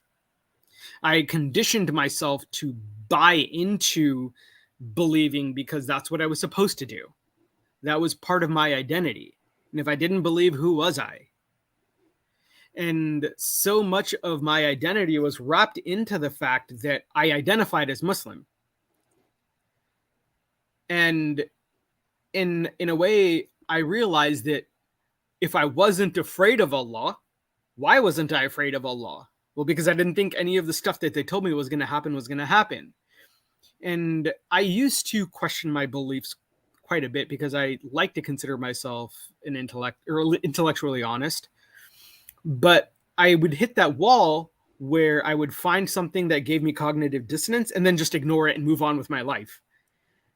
And because I was attempting to defend my own religion, I didn't want to take it apart, really. And when I realized I wasn't afraid of Allah, that I didn't know if I believed, I stopped doing that. And I started looking into the reason. I started looking into the reasons I was believing. I started looking into what I found, how I could discover the truth, how I couldn't. And I started looking at a lot of ways because I have a background in science, and I started kind of using the scientific method to kind of understand everything. Because from my perspective, while the claim that Allah may be supernatural is something that's there, I feel like the way that we understand the world is through methodology, and we should use a consistent methodology to understand the world. And I didn't want to use faith exclusively to understand Allah because I could be wrong. And it was weird because as I was deconverting, I think I went through I went through a phase where I was like, well, I don't necessarily believe in Allah, but maybe God exists and we should all respect Islam. Because technically, they're good people. And it's been kind of it's been a little bit of a roller coaster for me because for a long time, I didn't really completely deconstruct my belief because part of it was I found my way out. I didn't want to look back. And part of it was I live in the United States, so I tend to be confronted with Christianity a lot more than I'm confronted with Islam. But now that I'm going back on it, I'm starting to see how problematic so many of the claims are that sort of it kind of makes me a little bit upset because there's a lot of people that could do better without having the information that they have from Islam. And I'm trying to figure out how I can kind of reconcile that with the world and try to, I want to be the type of person who can preach and who can advocate, but I also have elderly and disabled parents. And while my dad is abusive, my mom is completely a victim. And I remember having a conversation with her once where I told her, I was like, Mom, I don't know if I believe in God anymore. And she had a straight up panic attack. And given her health, that's not something I want to do to her. And I'm just like, I guess I just have a little bit of fight between me because I feel incredibly guilty for not wanting to go out and kind of, I guess, evangelize, even though that's not the right word for it. But even though I'm not trying to combat the negative ideas because I don't want that to come back and destroy my home life, but I feel like at the same token, I kind of have to protect the people that I care about. And I mean, what made you want to do this? What made me want to do this? I feel like I want to answer this without telling the whole story. That's why I'm trying to think of how to make this concise. But realizing my confusion and my struggle with this and how alone I felt, it was a relief to see that there were others like me. But I felt like I still had a lot to say because there's not one vocal ex-Muslim who can cover everything or cover everyone's perspectives or make you feel like, yeah, that's exactly what I was thinking, you know? there's so many of us and different kinds of people. So there was a lot of ex-Muslim content that I've watched and I felt better, but then it only got me to a certain point, and I was still like unable to accept that this is it. That's all the relief that I would get, and that I see people who could use more of this, you know? And I stumbled into being on a live stream with friendly ex-Muslim, Abdullah Samir, and I was told, you should actually start a channel. And at the time I was like, no, I don't want to do any of that. I actually remember telling my partner at the time, I'm never going to become one of those people who's like, you know, has a YouTube channel and stuff. Not in a derogatory way against YouTubers, but more like, I don't want to go through that headache. And it's not my passion. I've never been interested in talking in front of a bunch of people. I've had social anxiety growing up. I don't think I do anymore. It's not clear. And like, I'm not the kind of person who loves having attention on him. So none of this makes sense. But eventually I found that I want to voice my thoughts, and there's so many people who want to say the same exact things. So rather than sit and wait around and hope that someone else is going to come around and do it, I wanted to contribute as well. And I felt like I have a responsibility to, especially that I can manage to do it relatively, you know, like not completely safely, but I can take some compromises and do it. So yeah, that's the short form of the answer. But I get what you mean, that you feel like you want to contribute, but doing so is going to hurt the people that you want to protect, like your mother. I understand that. Yeah, I think one of the things that the YouTubers that have come out in speaking against Islam have done that I think is really important is they've offered people emotional support in ways that they might not have been able to have before. Because at least for me, there are a lot of idiosyncrasies in Islam that aren't necessarily present in other religions that other people might be able to see. And to see that other people have gone through that as well, it sort of makes it easier for myself to be like, okay, I see that, and what I was thinking was valid. I'm not gaslighting myself. I'm not being unfair. It's a little bit of validation that I feel like I, even as an apostate of 20 years, could do well with. And it... Sorry, remind me, if you don't mind sharing, how old are you? I am 37. Okay. Yeah. So actually, if we're being exact, I've been apostate for 19 years. Okay. So... Don't worry, I'm not doing the math. I'm just curious. Yeah. Yeah, I just figured like immediately after putting an age on that, I was like, my brain wasn't gonna let me forget this. So, I mean, and it's easy. I think it's easy for, at least when I was kind of deconverting, to separate the emotional aspect of recovering from, you know, Islam from the actual epistemological side of it. And I sort of compartmentalized a lot of those feelings because I didn't have to deal with them anymore. If I don't believe in hell, I'm not going to be afraid of it anymore. If I don't believe in Jahannam, there's nothing waiting for me. But there's a lot of ways that Islam taught me to think that I'm finding I now need to kind of walk myself back from. You know, they like and I'm sure it's not unique to Islam, but there's the over reverence for authority. You know, if your elder tells you something, you're actively wrong, no matter how much proof you have. It's hard to like deconstruct all of this immediately and switch your ways of thinking, or even after a long time. Yeah. I mean, it's one of those, I keep on it's also been, it's been somewhat easy for me to kind of look at the moral issues and be like, okay, well, this is right and this is wrong.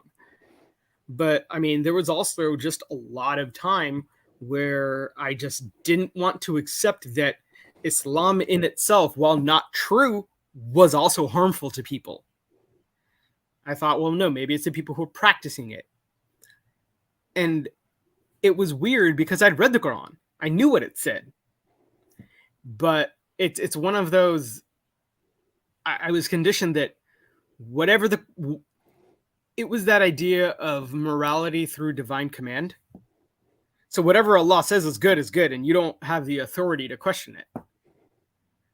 You work back from the conclusion that it's good. Yes, absolutely. Mm. And it's difficult because I feel like a lot of people who are, and this is actually one of the reasons why I feel like moderate Muslims, while I can be happy they're moderate, are part of the problem, is because they lay the framework for these extremist sheikhs to live. Because with no opposition. Yeah, with no opposition. Yeah. Because, and I feel like the scary part about it is because deep down, they have to convince themselves to believe that same thing. They just don't want to say it. Mm-hmm. And it was actually a good way to illustrate this is when I actually came face to face with how violently anti-Semitic Islam is. Violently anti-Semitic. You know, that's such a common theme. Everyone, like a lot of people who call in say that same thing. I've noticed that myself, like, you know, growing up, I was anti-Semitic, but, you know, I attribute it to, once I realized it, I was like, okay, maybe that's just my culture. And then I looked into it. No, it's rooted from the days of the Prophet, allegedly, you know, if you believe the hadiths and whatnot. So at least there's some, I mean, it could be perpetuated by culture, but there's a very strong religious component to it. People typically say, well, what do you expect? They betrayed the prophets or they killed the prophets, so they're bad people categorically. So yeah. Sorry, just to look at Red's chat because I got distracted. I've been told I have a young voice, so I don't know if I should take it as a compliment or not, but it is a compliment. You means you're going to live longer, I hope. I hope. So, but you're absolutely right. And the anti-Semitism is actually taught from a very young age. And it's very insidious because they don't straight up tell you the Jews are bad people. But they will tell you the list of bad things the Jews have done to the world. You know, the Jews were cursed by God because they worshiped the golden calf. And I genuinely believe that. Mm-hmm. And I didn't actually come to grips with how anti-Semitic Islam was until I was in a youth meeting for one of the masjids. We were going to play football, and some of the youths were joking around, and one of the guys said, "The only good Jew is a dead Jew." It sounds like deja vu because I've heard this already multiple times on my live streams. Like, I swear, like it's as sad as that, you know, it's funny and sad because so many people have told me, yeah, I've heard a guy say this, or someone I personally know said that, or, you know, And I'm just sitting there like, that's incredible. And I wanted to leave. I didn't want to associate with those people anymore, but it kept kind of coming back to me because then one of my dad's friends started saying that people from Pakistan and India greatly respect Hitler because had Hitler not risen to power, Pakistan would not have its independence from Great Britain. Okay. And I'm like, okay, apparently they equate World War II and Britain's agreement to release India as a quid pro quo that Hitler facilitated. But the thing that jarred me the most is my own father telling me that the only thing Hitler did wrong was that he didn't finish the job. I've heard that so many times, yeah. And the fact that you say that is horrifying. You think you know someone, right? Like someone in your life, people around you, they look normal in every other way, one would think, but you just hear something like that all of a sudden. Yeah. And like, but the thing is, we sit there and we're like, oh, we've heard that before. And that in itself, the fact that we're getting desensitized to something that horrific is a problem. But it's also, as a moderate Muslim, I'd heard all kinds of anti-Semitic stuff. Like when I went to the youth group and I kind of swept it under the rug because, well, it's just them. And yeah, I guess like you were saying, the Jews deserved it. Well, every time that conversation comes up, a Muslim brings up, well, you see what's happening in Israel and Palestine. And what do you think about that? Like, as proof that the Jews should have, whatever, that the Jews are bad. What do you think about that rationale? So, I mean, the thing is, the actions of a government are not the actions of its people. I have a lot of problems with the way the Israeli government is treating Palestinians, the way they're occupying things, the way they're using lethal force where there shouldn't be. And we should stand against that. But that doesn't necessarily mean that the Jews as a whole are bad people, and that doesn't mean that it's okay to retaliate against them with anti-Semitism. We stand against evil. We don't stand against people. Yeah. You made a good point, especially as me, someone who listens to these stories very often. I'm very desensitized, and in a sense, like, I have to be, right? Because if I'm outraged every time I hear about someone saying something extremely, not just anti-Semitic, because one could say that I'm not a Jew, therefore I can easily push it aside. Things that relate to me personally, any insults towards me, ex-Muslims, women, I don't know, homosexuals, anything. If I get riled up every time I hear it, I'll never get anything done, unfortunately, and I will end up loathing Muslims. And I don't want to, but it just leaves you in a state of confusion. So what do you do? Like, you're somewhere in between. You hear all of this horrible stuff. No one can hear you. No one can see that you're subjected to all of this. And it's like the world is driving you crazy. Yes. And I think one of the bigger problems is, at least in my case, because I'm unable to come out to my parents, I'm unable to come out to the Muslim community at large. I have to be very careful about who I tell what to. And first of all, I hate living that way. But on the flip side, it makes it impossible to really advocate for any change. And in a way, it does build up a lot of resentment. Because now you have these people who do these bad things and you can't even confront them, but they continue to do these bad things. And in a way, I kind of associate those things. I've started associating the negative things about Islam with Muslims. And I've gone to Eid prayers since. I've listened to Muslim apologists.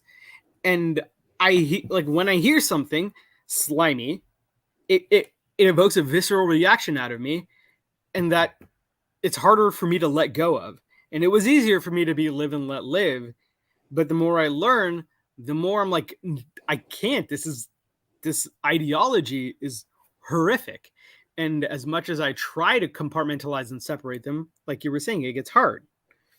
Because I don't want to be the kind of person who's going to be desensitized to an honor killing. But how do I live otherwise? Now that I think about it, I am a little desensitized. I can never say that word because English is not my first language, and sometimes I have slip-ups. But anyway, my emotions are a bit more muted about these topics in this context because I get to turn off the camera and minimize the amount of contact that I would have to have with such people. But obviously, it still happens in my day-to-day life. It's just I have more luxury being able to minimize it than other people. It is so taxing to have to go through that every day and just pretend, like, just go to the mosque and not have a visual reaction when you hear some horrible stuff. Yeah. Not just like cringe for an hour during khutbah and not make any face. It's so difficult. And I hate that we're walking on eggshells like that. I keep asking every guest this, not that you would have any, maybe you do have some wisdom that I don't know. What do you think we can do to accelerate this so we don't have to keep doing this? I think the only thing we can do is actively speak out. And it sounds hypocritical coming from my position, but it's like a Band-Aid. If we don't start ripping it off, it's never going to come off. And it's going to hurt. It's going to be painful. But we keep telling people that these Dawa guys and these Muslims can be violent thugs, and everybody ignores it. They say that they are violent thugs. And everybody ignores them.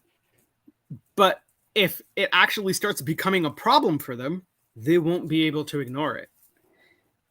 So we And just sit that's- around and wait for them to actually act on it in a way that harms non-Muslims? I don't think so. I think the better way to do it is to do the kinds of things that you're doing, which is just putting your message out there, being reasonable, so that whenever somebody starts talking about Islamophobes or talking about all this stuff, you have people who are going to watch your videos and see the truth. And one of the things that I have hope for is that the generation that's coming up is a lot more reasonable and a lot more compassionate than the generation that came before.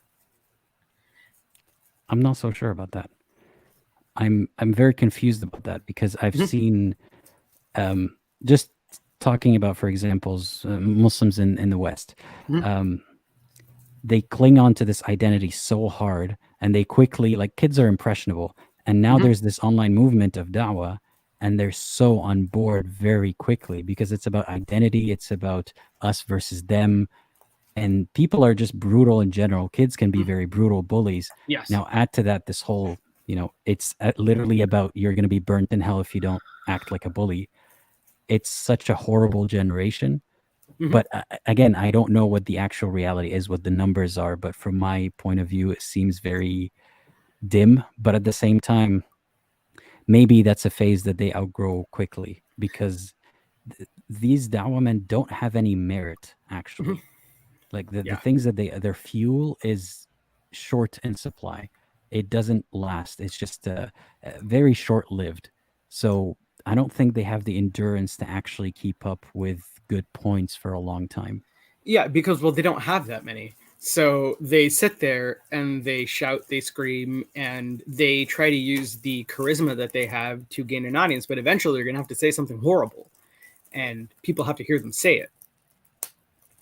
I'm surprised because a lot of them don't have any charisma.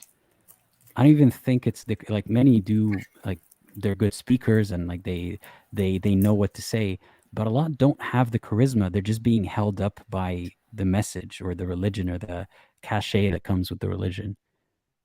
So hopefully, like, pitting them against people who are willing to push them and, like, break them out of that facade of charisma, maybe that'll show people more truth. I don't know. Yeah, and I mean, I also definitely think that, like you were saying, somebody was talking about Zakir Naik, who, I think it was Raiken, who was talking about Zakir Naik, who will bring a bunch of Muslims, give a talk, and then have like 3 people in the crowd who will ask him a limp noodle question, which he gives an even limper noodle answer to. And because everybody wants to believe he's right, they post that up and everybody gives him applause.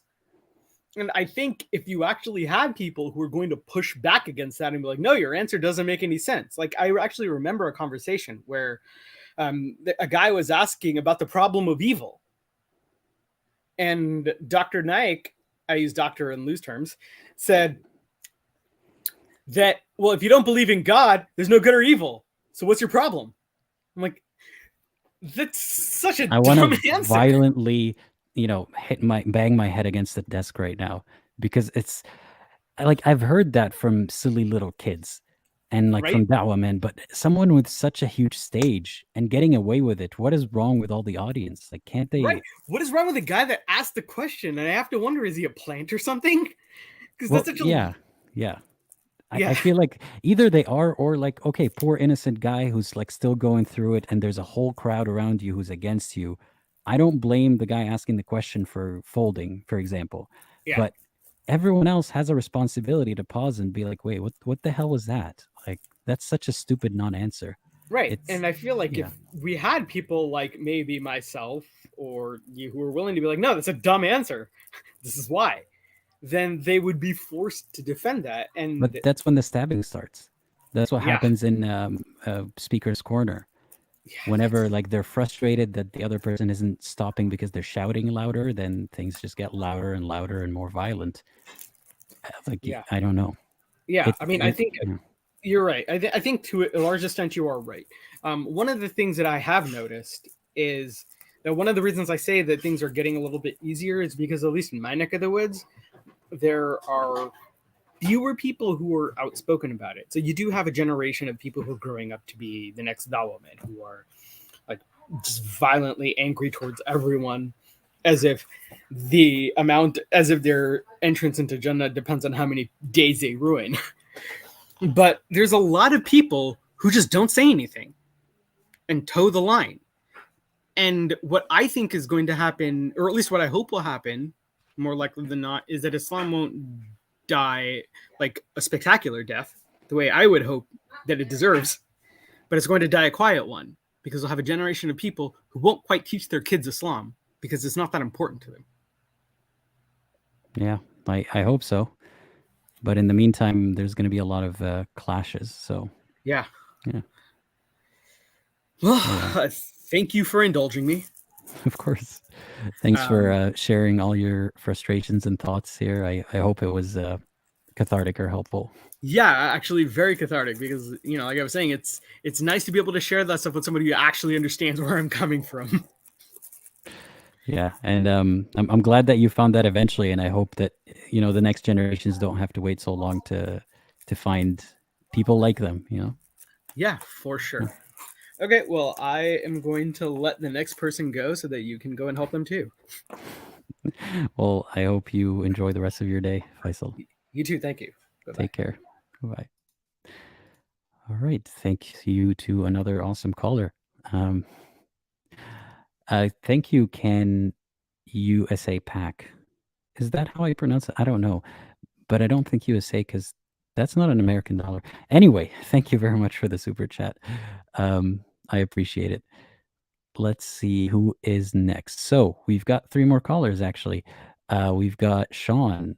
Shaun, I've spoken to you before, but I'm looking forward to speaking to you again. I'm adding Shaun in 3, 2, 1. Hey, Shaun, how's it going? Hey, good. How are you tonight? I am great. Thanks for asking. Well, I really enjoyed listening to every person that was in front of me, like their accounts. And one thing I noticed in 2 of the last 3 callers is they're describing the situation at home, like with their parents, and how crazy it is. And it got me thinking, you know, my background is in psychology. And the last call kind of left off with the question of, will Islam, I think he put it like, will it collapse or will it die? And I don't mean to be pessimistic, but to me, the future is most likely Islam. If you look at the numbers, yes, ex-Muslims will grow in the future, but Islam is the fastest growing religion. And it's projected to overtake Christianity, I believe, in the future. And I think it'll always be there for a couple of reasons. The number one is that a person's religiosity is filtered through their personality. And there will always be people who are extreme, even antisocial, like a person who would say, kill all the Jews. That's clearly a person with like very violent views. There will be people who are more empathetic and say Jews are people of the book. And then there will be grifters, which is the topic I actually wanted to talk about.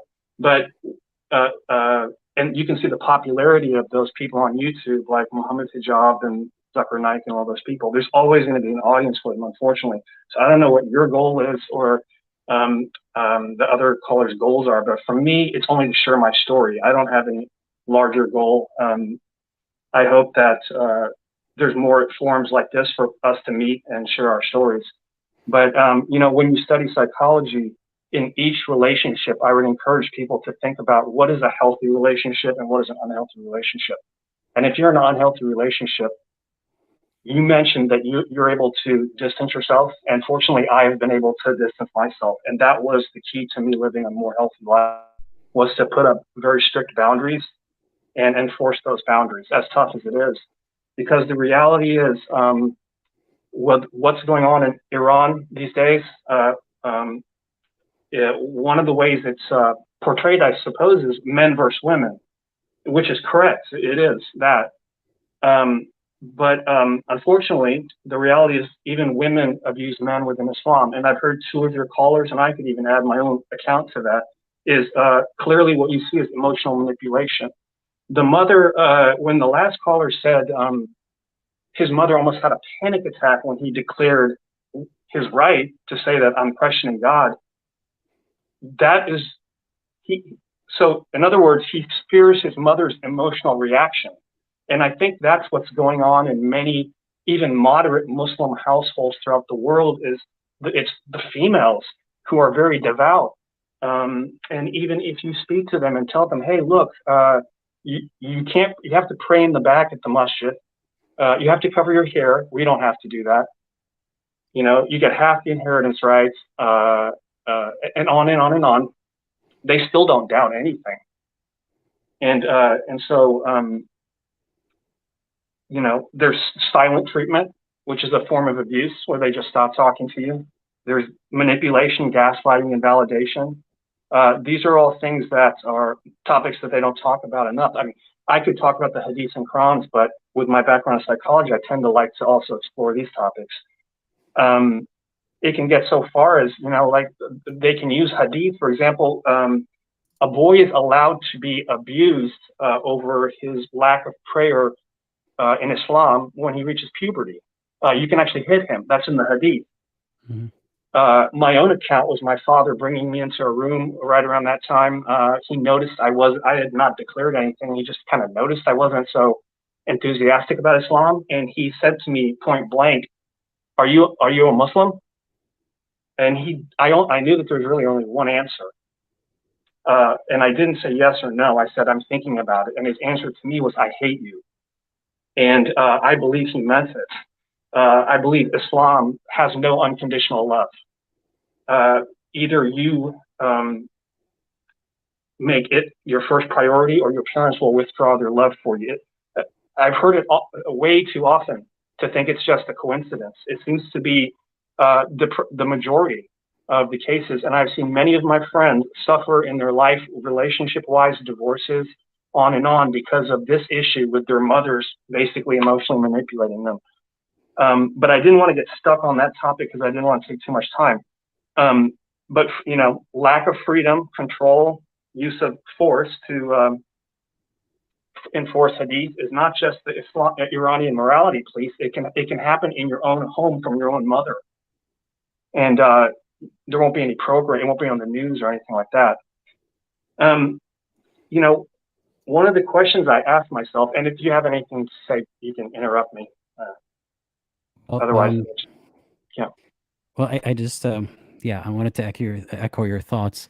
People always think of, say, a girl is forced to wear a hijab or is abused in any way, or a boy. It's not only girls. They often think of the dad who beats. You know, they often think of an aggressive father, which may or may not be the case. But they don't think of how, say, there is an aggressive father.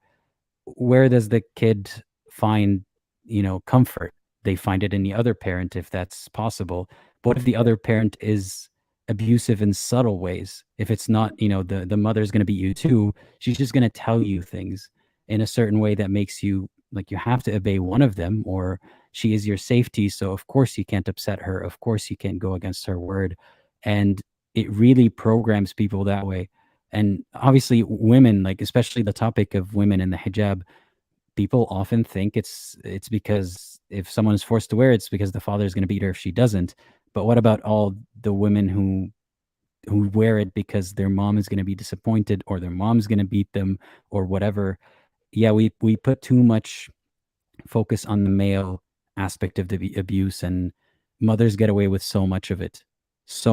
And they're always viewed, because of Islam, you know, al-Jannah tahta aqdam al-ummahat. Jannah is under the feet of mothers. We think of them as, you know, they sacrifice so much, and often they do, especially a Muslim mother who has multiple kids, who is, you know, tasked with doing most of the stuff around the house and most of the parenting. We see them as victims only, right? Like we only see that dimension of them, and we ignore all the other abuse that happens, even if they didn't intend to cause it, even if they're only causing it because they're perpetuating what happened to them or making sense of the world around them. It still happens, and not enough focus is put on it. So yeah, thank you very much for bringing that up. I agree with you. And the heaven is under your mother's Jannah's feet is just flat out classic manipulation. What if the mother is abusive? Then the heaven is beneath her abusive feet? I don't think so. Well, there's this Having unconditional idea that like you have to obey your parents and birr Right. al-walidain. You have to have a good connection with family. That extra importance on family, people often see as a positive thing, as it's good for Yeah. community, it's good for family connections, but they don't see how it's unconditional in that sense. That is the one unconditional love you're supposed to give, but that's where a lot of abuse happens. Heaven lies in freeing yourself from religious abuse and finding mental and physical well-being. My opinion. Like when I was growing up, like one of the questions I used to ask myself is Islam the worst religion? Because I had a lot of Christian friends, and one day I noticed that I had gone to play in a basketball game with my friend. He had invited me to a church, and he gathered everybody around very briefly, and he said off the top of his head, like, "Hey, thanks for bringing all us friends together here today and keep us healthy, etc. Amen." And then they went on and prayed. And then later on, I had a chance to think about the difference between Christian prayer and Muslim prayer, because his prayer was very free. And I'm not here to support Christianity, or to say, because I'm not Christian, I believe it shares many of the same core characteristics. But I noticed in that moment how much freer his prayer was. He could use his own words. He didn't have to do wudu.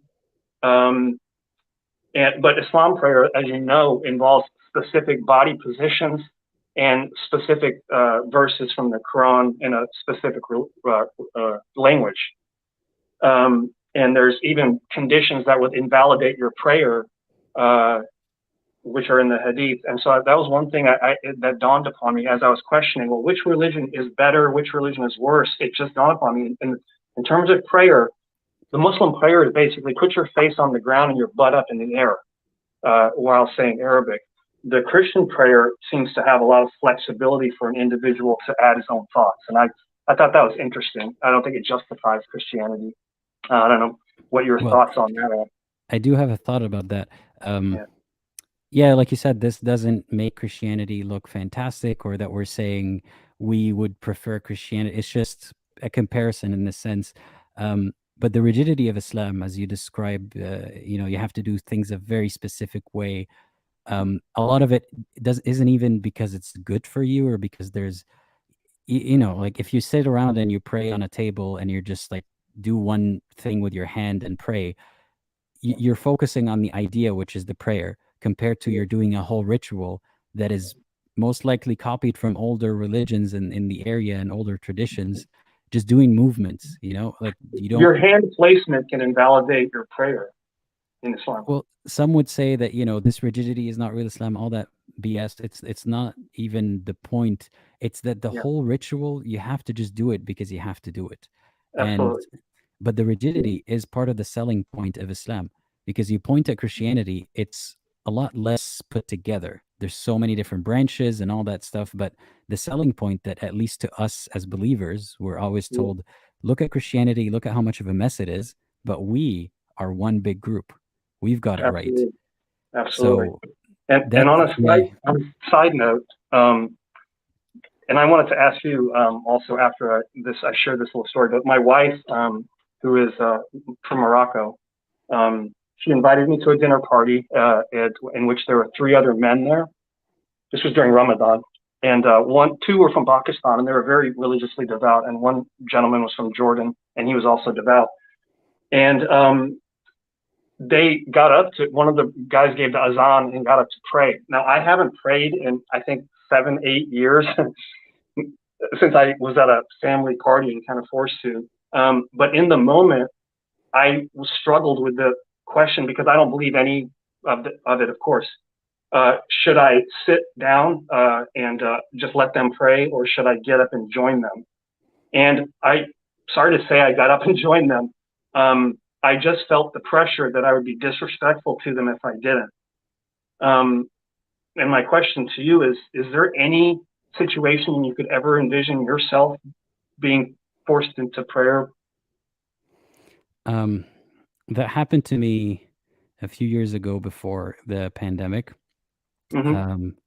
With someone senior to myself. I'm not going to give too many details, but someone senior to myself with some kind of, because of, the cultural structure, some kind of authority in a sense, not an actual authority, but this kind of you know, you need to respect your elders kind of thing and relate it to family. Yes. And it was just a matter of fact, like, you know, yalla, we're going to pray right now. Let's go. Yeah. And at the time, I don't think I even had the label ex-Muslim at the time. I don't think so. I'm not sure. It was that, you know, that while back. And I just knew that I wouldn't be doing this myself. Like, this is nifaq. This is me acting. And I felt so bad about myself. Like, I felt like I didn't even have the courage to stand my ground. Like, why didn't I just say no? But it's just self-preservation. Do I see myself doing that again? I don't think so, but that's me saying it right now from the comfort of my home, you know, looking at this camera. It really depends. It depends on whose feelings are hurt and what that means in your life. Because even though, you know, someone's feelings are not your responsibility, just because you refuse to pray doesn't mean that you're an evil person who's harming your family, for example. There's a lot of social situations where for your own sake, it's less of a headache, and, you know, principles be damned, like, just get yourself out of that situation kind of thing. I'm a lot more empowered and more likely to not do it now, though. Like, I'm a lot less apologetic about it, but I can't say 100% that in every single situation. Actually, I want to give it like a 99.99%. Let's put it there. Because, and part of it is because I avoid these situations because I just don't want the conflict. Not that I can't articulate myself or explain my position. Why do you have to explain your position at a dinner? You know, it's not the place for it. And I hate that we're put like in that situation.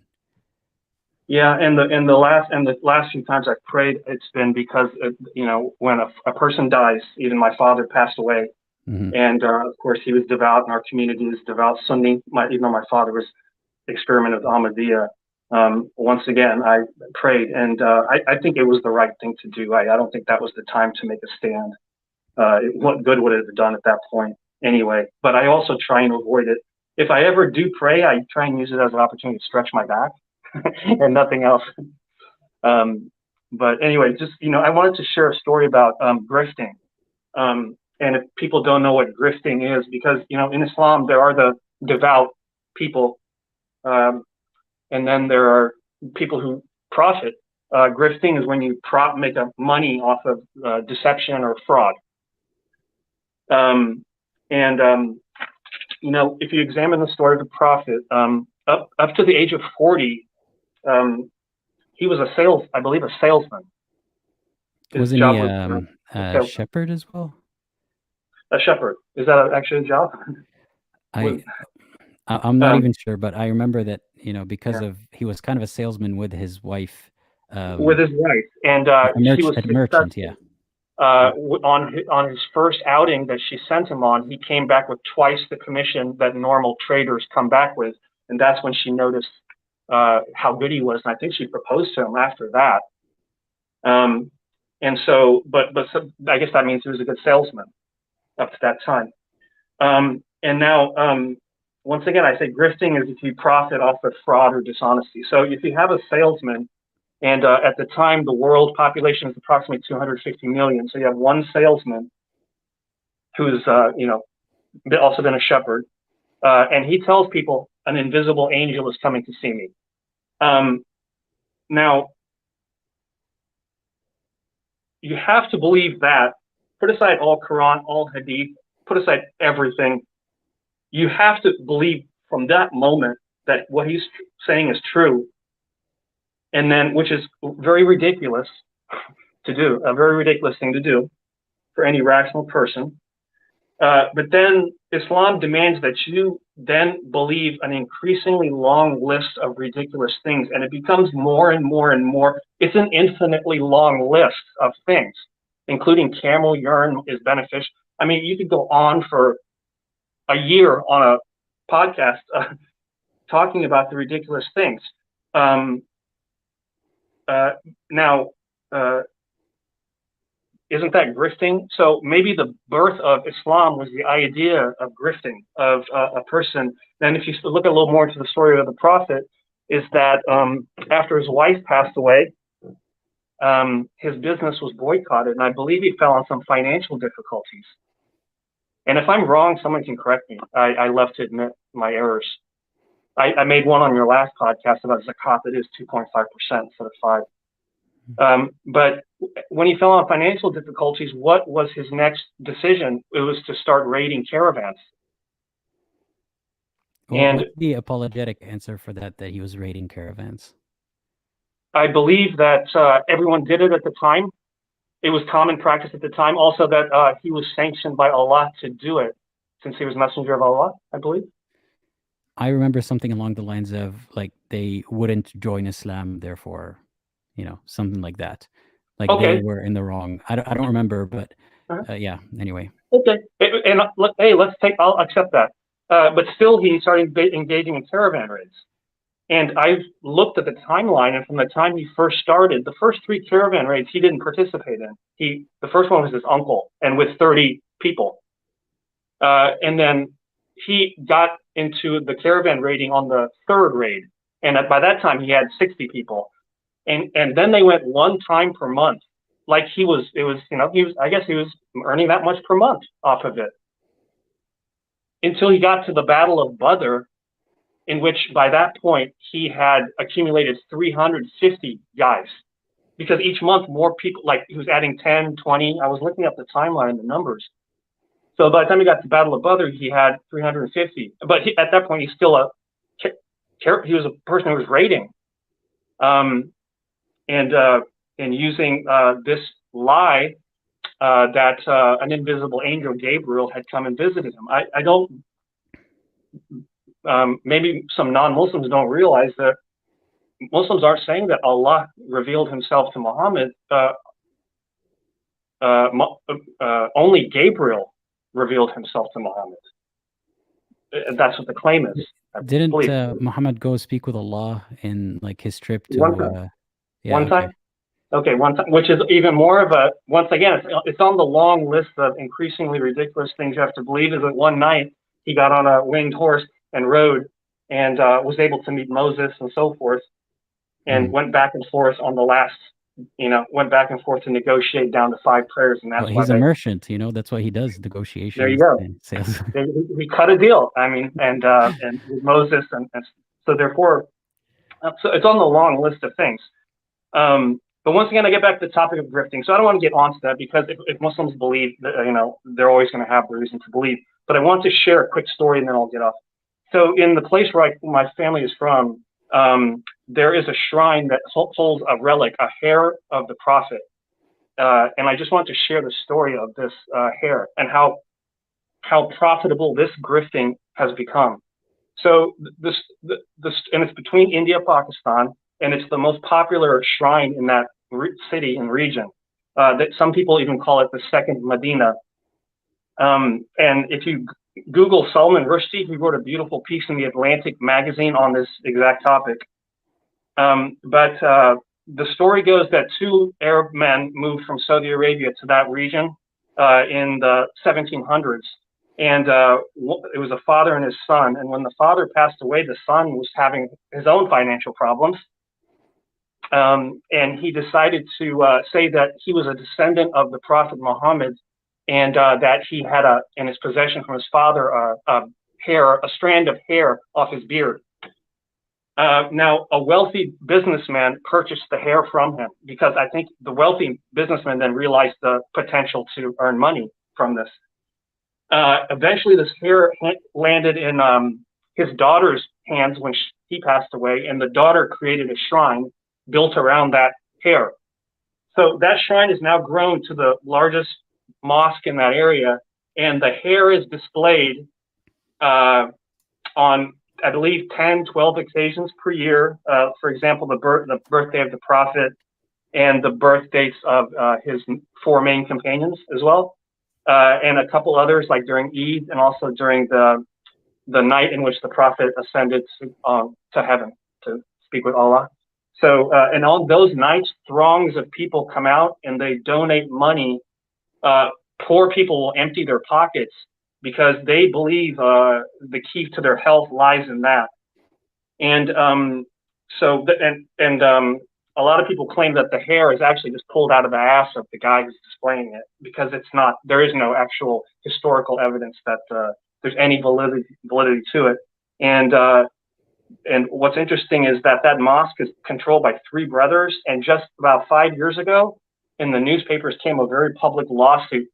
The brothers were all suing each other because one brother had kept more than his share of the profits from the prophet's hair. They were supposed to split them 33, and one had kept 50 for himself and 25 and 25 for his other brothers. And so there was the lawsuit. But who knows, this grifting, that's another reason why I think Islam won't die, is because it just presents itself such an easy grifting opportunity. There are so many gullible people who already will believe almost anything. And if you just manipulate them with anything concerning the prophet, then they fall for it. Well, I don't think that Islam is ever going to die and disappear completely, just like Christianity is not dead. But in my view, Christianity is largely neutered these days. There's still a lot of Christian influence in so many places in the world, but compared to Islam, it's very different.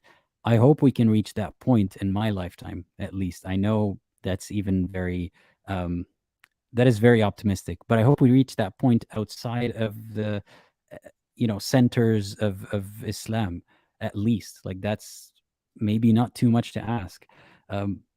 You're right about people are gullible as a group, and it'll always happen that people are gullible, and there's going to be scams and grifters.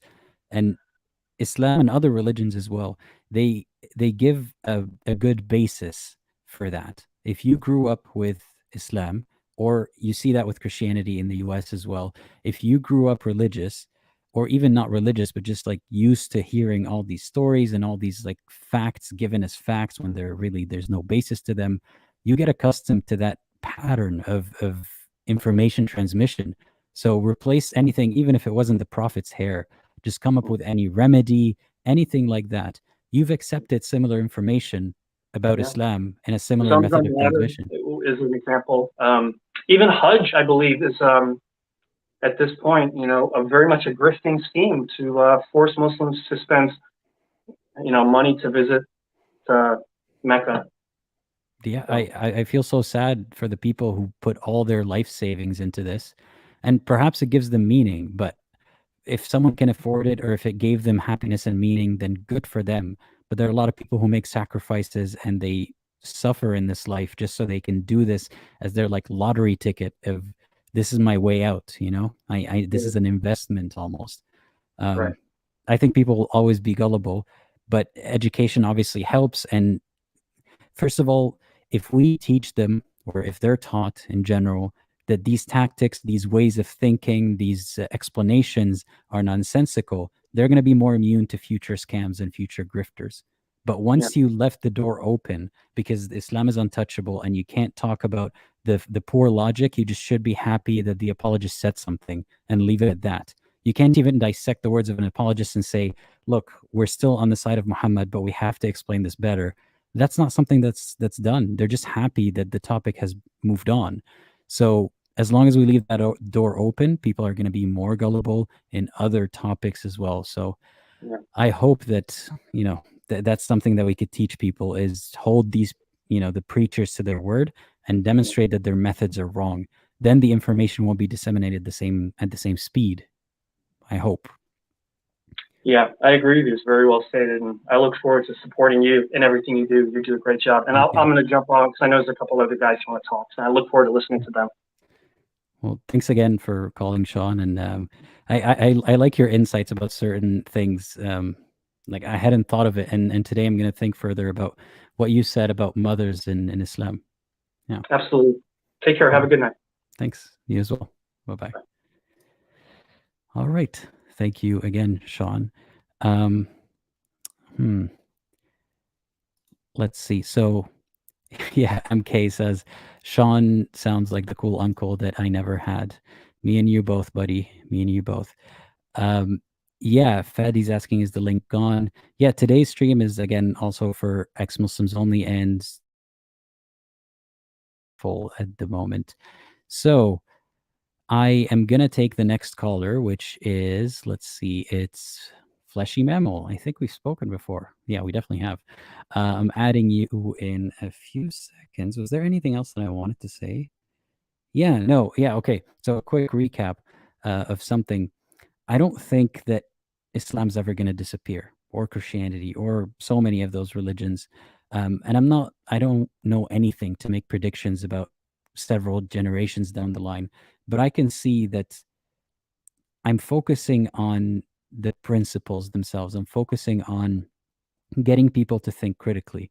And I think that eventually will dissolve the religion to a version of it that's less harmful at the very least, or till it's kind of forgotten to a large extent. And that doesn't mean that there will be no victims. I mean, we still have to keep advocating for the victims forever, but hopefully there's going to be a reduction in numbers. And when people say that Islam is always growing, that's only because of the cover. I think a lot of it is because of the cover that Islam gets. It's allowed to count all these numbers as Muslims. But on any statistic, I'm not an ex-Muslim. I am a Muslim. I'm sure whatever country I go to, they're going to mark me off, if they keep track of that kind of stuff, as a Muslim. So these numbers aren't right. And I hope that eventually we're able to just be like, no, I'm not going to fill in that box that says I'm a Muslim. You can't presume that. We'll see. Okay, so the next caller is Fleshy Mammal. I'm adding you in 3, 2, 1. Hey, how's it going?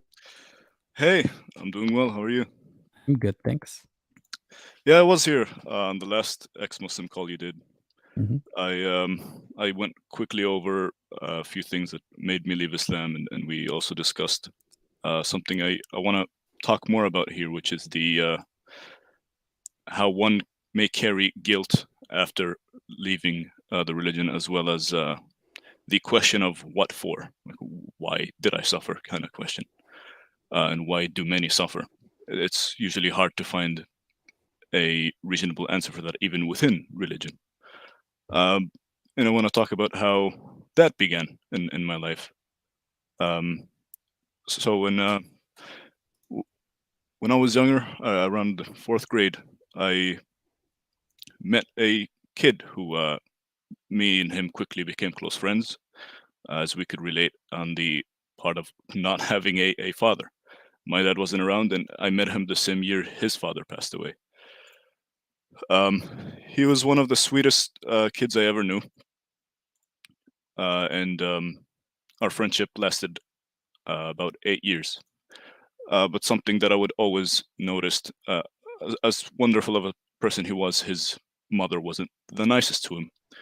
And usually would play games a lot together, and I would hear often his mom barge in and yell at him and chastise him for things like not praying in time, or like get up and go to the mosque, or like stop playing these games, yada yada.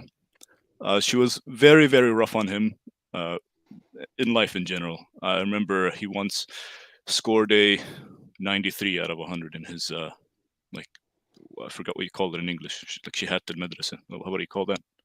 Is that like high school diploma? Yeah, he scored a 93 out of 100, and she was like, you could do better. And yeah, so that messed with me a lot, because I saw that in my family as well, as where does that come from? Like, she's your mother. How where does that lack of love come from? And especially for somebody like him, to give you an idea of how nice he was and the impact he left on me. This was when we were like 15. I would join him on like the Xbox party, and he would have some random kid there, like a fucking 9-year-old kid, who's just very loud and annoying. And I'd message him, why are you playing with this guy? And he's like, I don't know, man. So the kid just wanted somebody to play with. And that left a big, like, I guess, mark on me, on knowing what this guy goes through every day, in his life in general, from bullying at school to the rough circumstances in their household financially. Yet he still tried to be as kind as possible. And so one day, a few years later, it was Ramadan, and I get a message from a old mutual friend of ours, that sends me a picture of my best friend, and he's like, "Do you know who this guy is?" I'm like, "Yeah, like this me and this guy go way back. Why? What's up?" And he drops it there. He tells me, "Do you know where they're making his funeral?"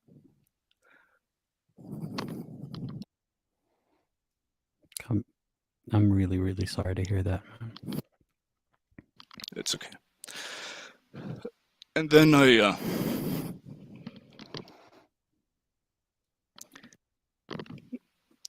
I broke, and well, I need to catch my breath.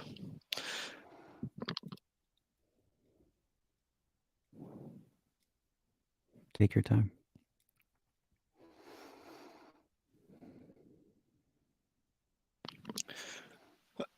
And so when I broke the news to my family, then I wanted to go see his family as well, and whatnot, and go see the funeral and all that.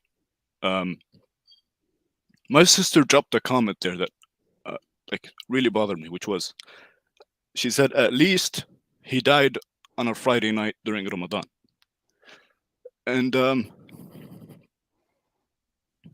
And in my head, I was like, is that really the best God can do?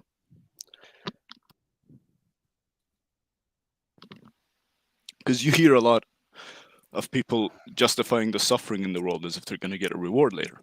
But it's really hard to, I guess, justify or reason with it when it's really close to home. And this is a bit off topic, but no, it relates. Recently, I don't know if you heard, but a building collapsed in Jordan. And because the owner tried to renovate illegally in the basement, and I believe that was caused the building to collapse, killing 10 people in there, 3 of which were far relatives of mine. They were all kids, and their mother, she was not like there; she was at work, and she had lost her husband as well. So now her husband and her kids are gone.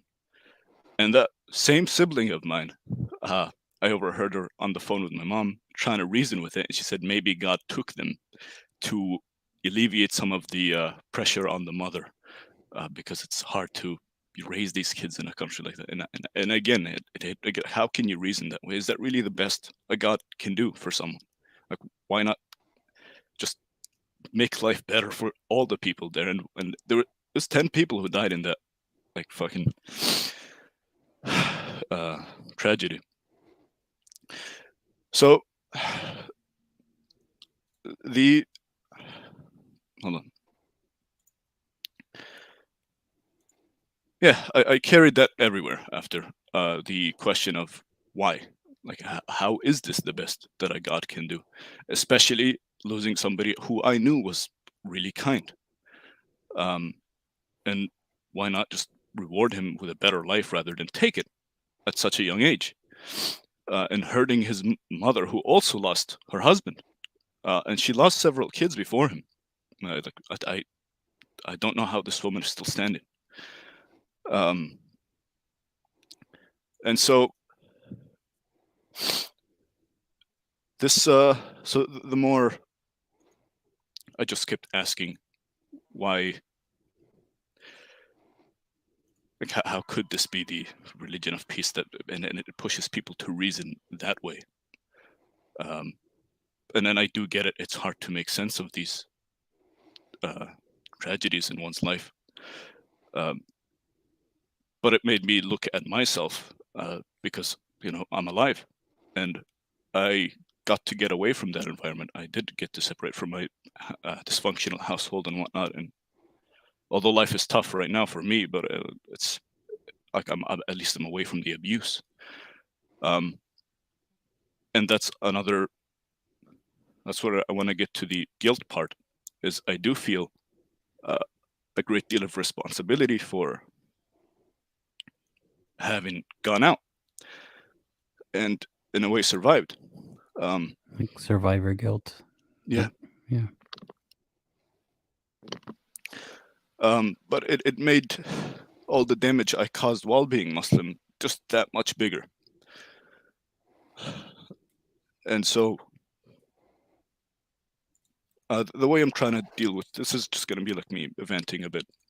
Feel free. The way I'm trying to deal with it now is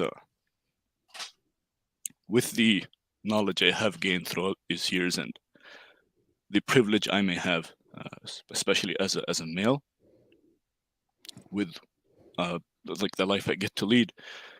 I feel like I do carry that responsibility too.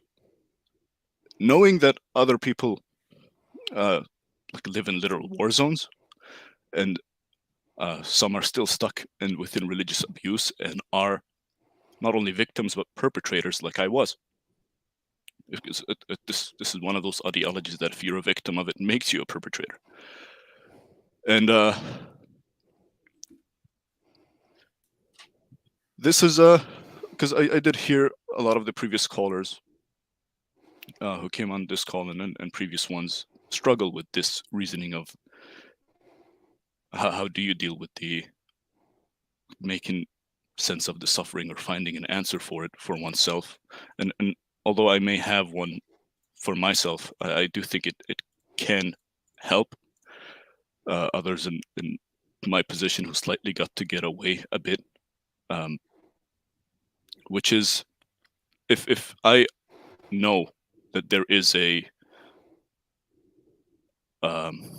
other side to this religious stuff, a better way to look at it.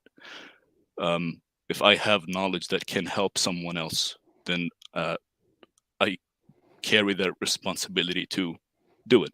If I know what harms somebody and how it may harm, then I carry the responsibility of standing in the way of it. If I see injustice caused in the similar way that I've done it, and I understand how it can be done, then I carry that responsibility to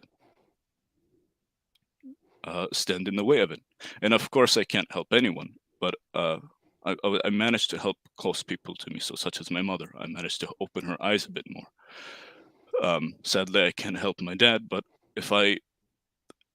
he won't budge. If I put too much effort in trying to help him and my siblings from his side, I would be costing many other people who would have benefited of that help. And this isn't just exclusive to like religious issues. Is many of us tend to try to save one person when who won't budge, but that effort or energy, if given to yourself, there are other hundreds who may benefit at the expense of you getting away from that one person. So yeah, I wanted to get this out there because I'm sure somebody could relate with the dealing with this loss and what do you do with you having privilege or having gone out in a way, and you don't have to try to help people just regarding this religious topic. I know some people would prefer to stay away from it, but if you can just make anybody's life breathe easier, you're doing a lot. If you are knowledgeable in any field that you could help someone, then do it.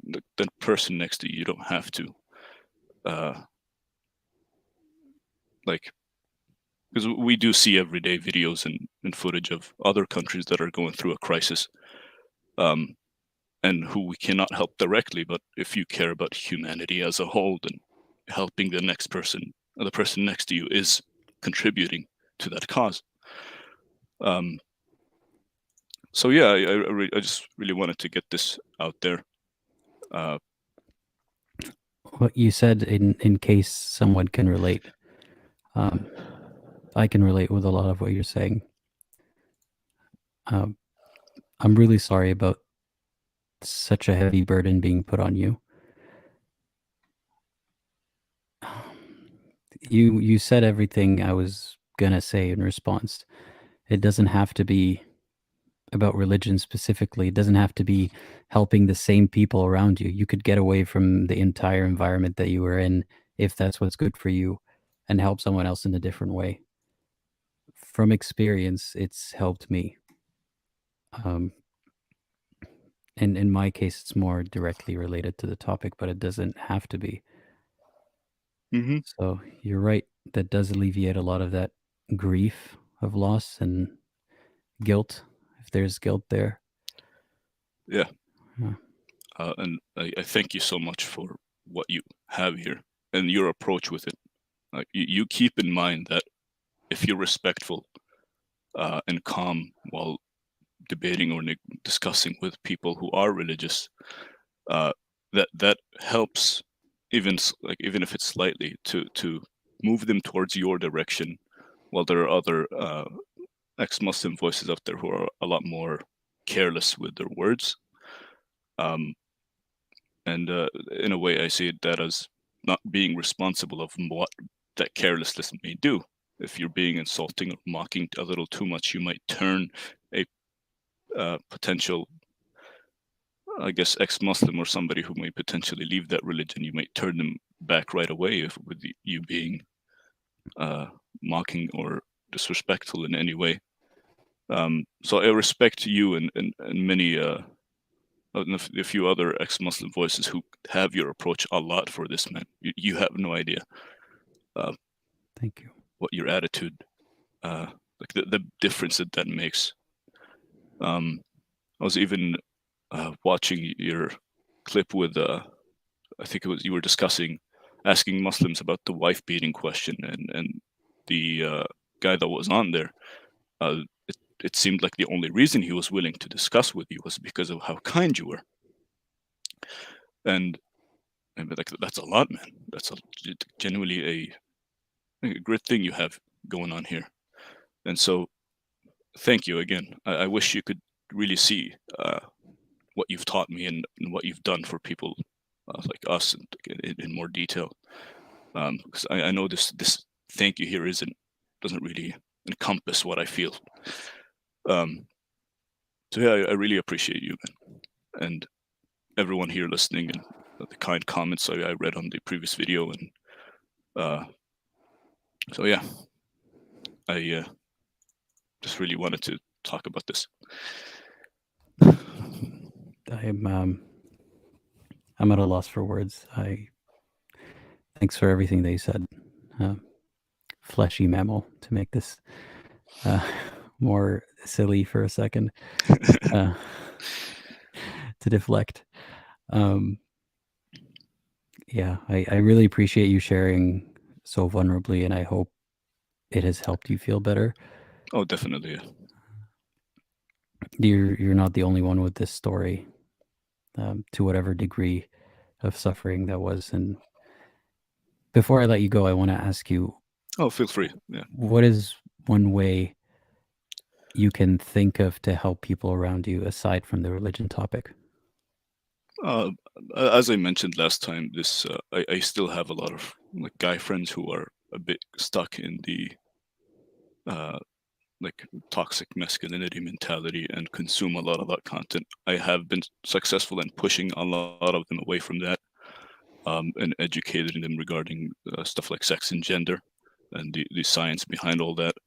And it's been very successful, and it makes me so happy when I actually move a man into that direction, because now they, as a man, can they do have a privilege when they are, especially in Arab countries, that they can help pull other people out of that, and if not pull anyone else, is treat the men and women in their lives a little better.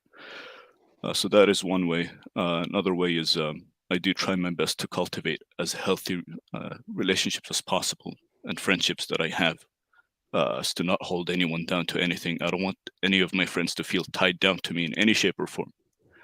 As I've lost one, and I'm glad. Like as he was really nice to me, and I was really important to him in a way that I did not know till I went to his funeral, because everybody there knew me, and I did not know anyone, because he spoke that much about me. And so now I always keep that in mind. I don't know to what standard that somebody might carry me in their life, and so that's why I try to give anyone as much time as I can, if I can. And again, I wish to not hold anyone down to, like, I don't want to demand any friend to be friends with me in a certain way, to love me in a specific way, if they love me the way you can. So that's another way. Another one is I am trying to be there for my. I'm awful with kids, but I'm trying to be better with kids, because now I have nephews and nieces, and I know they're going to be raised under an Islamic household. And so I am trying to be there for them as well. Although it would be a great challenge and probably cause big issues if I try to mess with their beliefs. But I know their fathers aren't healthy father figures whatsoever. And so if they can have a male figure in their life that can help like make it a bit healthier, then since I'm in proximity of them, that I will bear that responsibility. If I know I can make a difference, then I will try. I have tried to reach out to everybody I've harmed in the past. I mentioned this before and fixed that up. I did mention like my first girlfriend and how I messed with her a lot.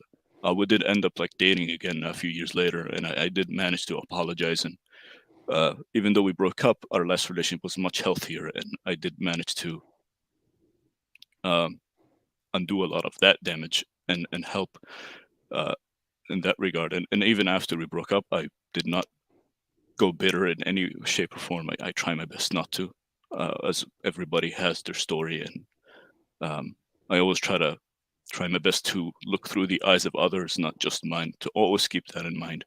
Everybody has their story, even the dull and the ignorant. They too need somebody to listen to them. And again, this goes back to why I respect you, man. You whether you like I can articulate this in your brain or not, but you seem to intuitively do it. So yeah, like these are just a few of the ways that one can help, the cause for humanity as a whole. Sadly, there are a lot of people who fight over what's the best way to help humanity when they're both right. It's just one prefers to help in a way that, and another prefers to help in a different way. So yeah, I could keep going on and on. About like ways people can help. So that's why I say whatever field you're educated in, if you're good at psychology, if you're good at family dynamics, or the dynamics within relationships and those all different types and whatnot, then and if you enjoy that, then that is a way that you can push people for a better life. I appreciate you for everything that you are doing, for the way that you think. Thank you, man. And I seem to recall that you were very young. Is that I'm 20. true? I'm 20, yeah. You are incredibly beyond your age, and that's good in a sense, but also be careful, because you're burdening yourself very, very much with guilt. Like, you just became legally an adult 2 years ago. Yeah. And I know that doesn't absolve you of moral responsibility, definitely not in your head, but go easier on yourself. I hope you can. You're way ahead. Like, your conclusions, I hadn't reached up until a few years ago, or not that long ago. Many don't reach them till, very late age or never. So yeah, keep doing what you're doing, and just, I hope you can forgive yourself, and also just, be easier on yourself. I appreciate it, man. Yeah. Genuinely, I really appreciate it. So yeah, I don't want to take up any more time. Again, thank you all for listening, and thank you for having me here. Of course. Have a wonderful day. Thanks. You as well. Thank Bye.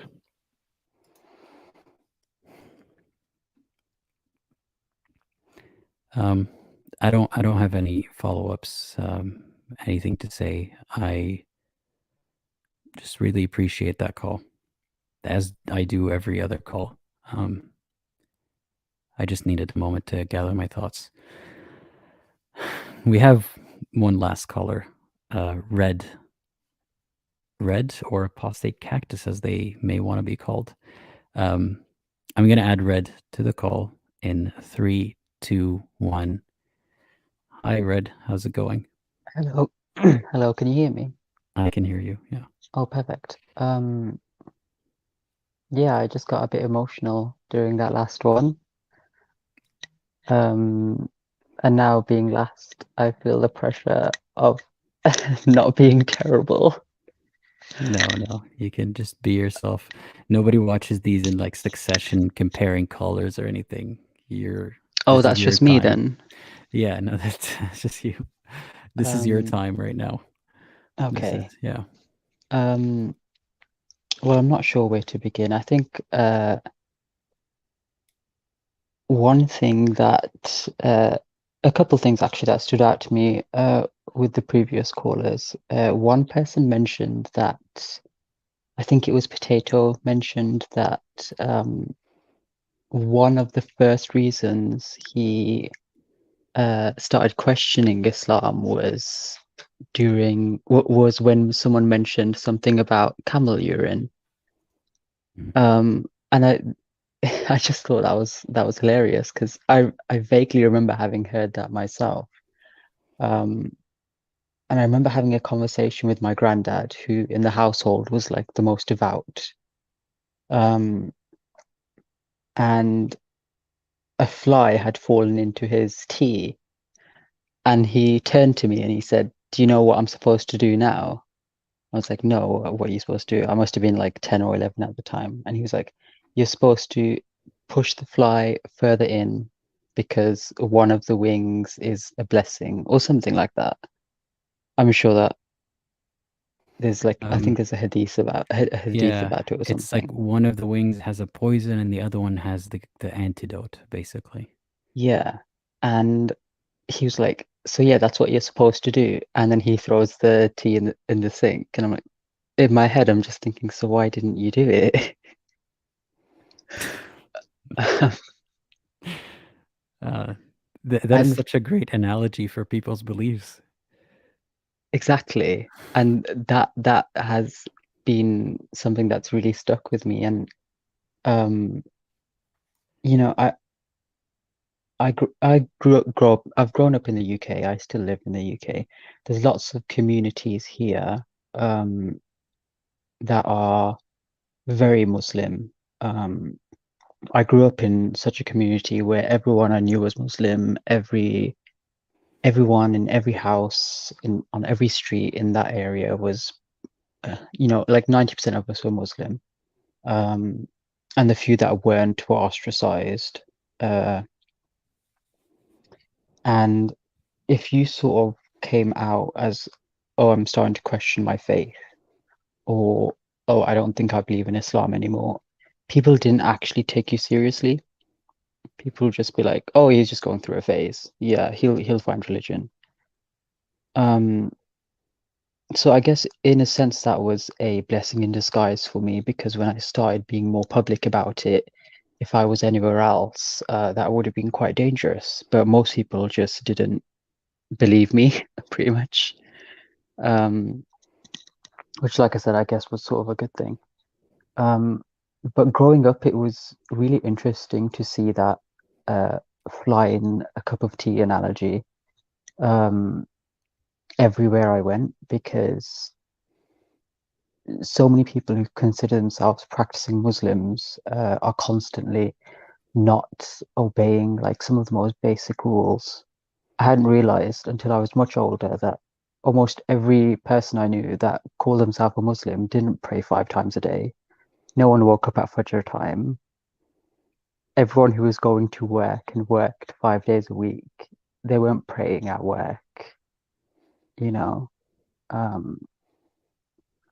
And it sort of opened my eyes that even people that are calling themselves Muslims aren't really following the religion to a T, and then neither should I. So it started off as sort of a rebellious phase. "Oh, I'm not going to pray every salah. I'm not going to do this. I'm not going to do that. I'm going to sneak a cup of water into my bedroom during Ramadan." And eventually just turned into like full-blown disbelief. But I feel like the damage that has caused upon my life and so many other people's lives who disbelieve is immeasurable. and lots of people don't really understand that. I feel like Muslims understand it but don't sympathize with it, and Western people don't really understand it at all. So lots of my friends now are white, or the ones that aren't white are not religious at all, and have never been religious, and don't really understand why Islam is so dangerous as an ideology, or at least traditionalist Islam. And I'm finding it quite difficult to try to talk to people about it, because I'll show people evidence, I'll show people like hadith and exact quotes from the Quran and explanations by scholars that are just so vehemently violent, and anyone that's a Muslim will brush it off and say something like, oh, you're taking it out of context, or actually the religion is pure, it's just the people that are corrupted. And people that aren't Muslim will say, oh, well, yeah, well, if you look at the Bible, there's lots of violence in the Bible as well, but Christians are all right. It's the same with Islam. And it's just, it's quite difficult for me to try to make someone understand that it's not the same case. So while the last caller, or was it the one before? I'm getting a bit confused now. One of the recent callers mentioned that they are having a bit of success in talking to people about it and discussing these sort of issues with people. I'm having like absolutely zero success with it. I was just wondering if you had any sort of tips, or if you just agree that, well, no one's really going to pay attention or listen. So what sorts of people do you mean that you're trying to change their mind? Well, people that I know, okay, well, the two main groups of people are Muslims, who I know are very intelligent people and are very liberal people as well, who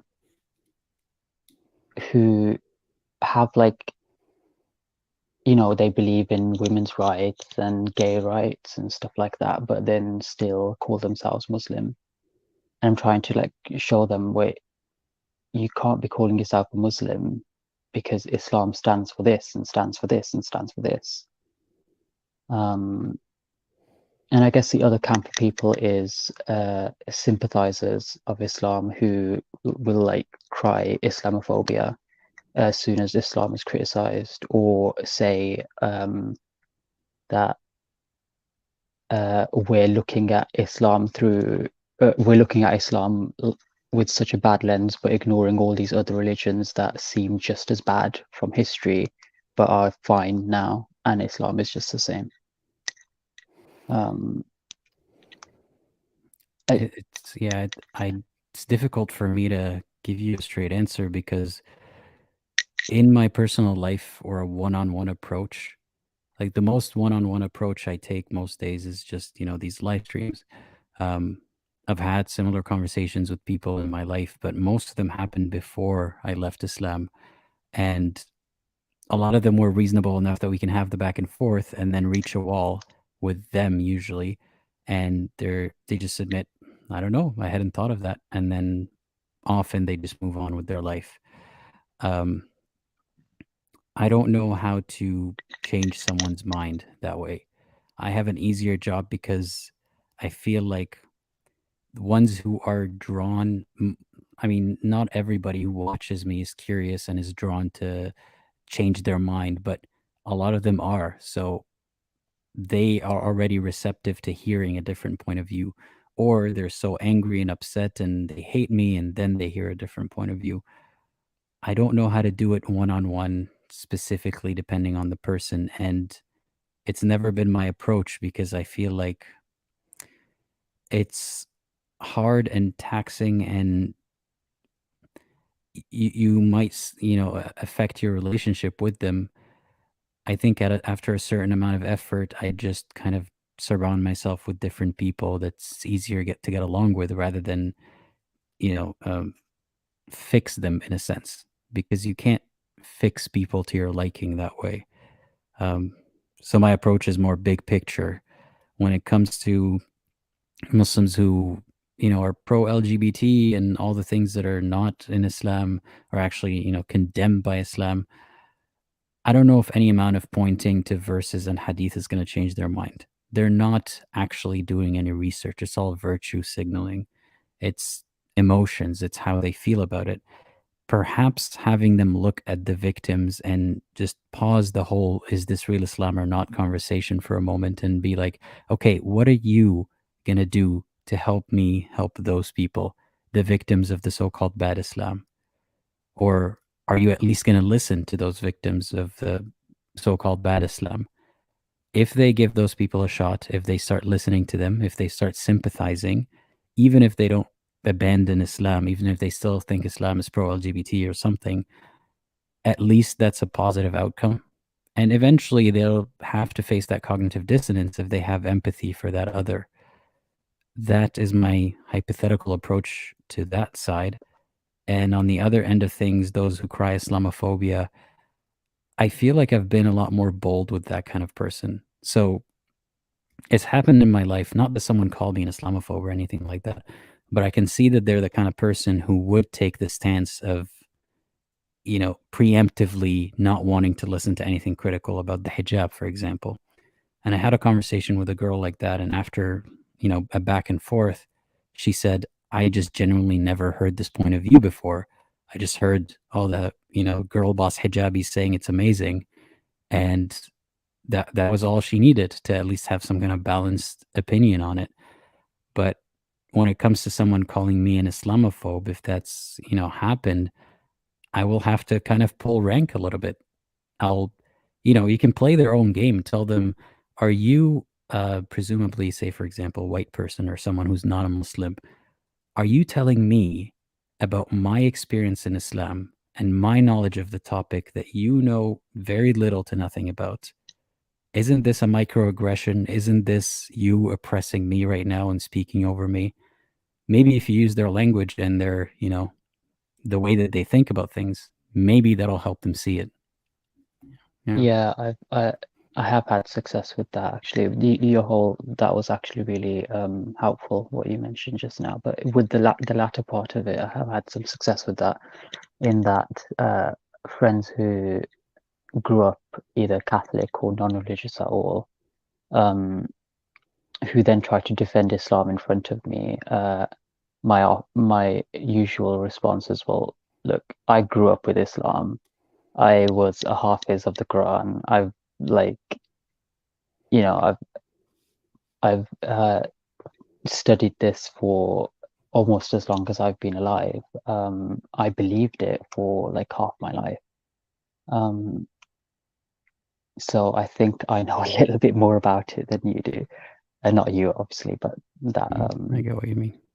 Maybe you do know more about it than I do. I don't know. No, I doubt but it. I get what you mean. But yeah, it's I think one of the biggest things for me in my personal life is the suppression of our voice. I think a previous caller mentioned that as well. I don't, unfortunately, I am a bit of a pessimistic person, but personally I don't see that changing anytime soon. That film came out earlier this year. I can't remember the name of it now. The one with Aisha? Yes. Yeah. And I'm sure there were like protests all over the UK. And all these like gatherings outside of cinemas that pressured cinemas to stop showing it or not show it at all. And I've actually had I've been on live call with you before. I think it was your second or third live call. So it was quite a while ago. And at the time, I spoke to you about how I was working in theatre. I still am, and we were producing a play about a teenager who Hey, sorry, is there something hitting your mic? There's a bit of a clicking noise. oh, sorry, is that better? Yes, yeah.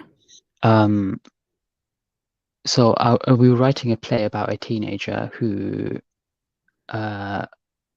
was just going through a lot in life, like bullying and stuff like that. And he grew up in a Muslim household and had to sort of explore his sexuality and his identity, and eventually realized that his faith was hurting him a lot more than it was helping him. And the play definitely showed both sides of the coin, like the good parts that a Muslim community can offer to society as a whole, which, mind you, I personally think are very few, but everyone is pushing for it to show both sides of the story. I mean, it's good to be fair. I don't know if showing both sides of the story in an equal sense is fair. You know what I mean? Like perhaps they're overrepresenting out of carefulness. You know, they want to be like, but there's a lot of So amazing things. I was directing and wrote most of the play, but it's supposed to be a team effort. So lots of my co-writers and the co-director had to have lots of input and really wanted to include lots of stuff that, while not necessarily I think are true, were like pandering. But as a whole, I guess it was very much the story of an ex-Muslim, and the stuff he goes through as an ex-Muslim. And that was supposed to be performed at a theatre in November. And 2 months ago, I got a notice from my lecturer who was organizing the whole event. She didn't have any say in the story, just that it had to be aimed at a younger audience, and that it was going to be performed at a specific theatre. And this was during all the protests about that film. And I got a letter from my lecturer saying that we can't perform this play anymore, and that she's working with a few different students to like completely rewrite it and made it about a woman who was getting bullied for wearing a hijab, but eventually like overcame it and showed how virtuous and feminist Islam really is. And That is my such blood that's such a boiled. slap to the face. I'm so sorry. I'm angry right now. Mm. Not because, you know, because people might hear this and think, oh, so you don't want Muslim women to not be bullied because of the hijab. No, it's the using them as a virtue signal, you know, like look at how, you know, Muslim women are so bullied, when the bully in this situation is Muslims who don't want you to tell the story.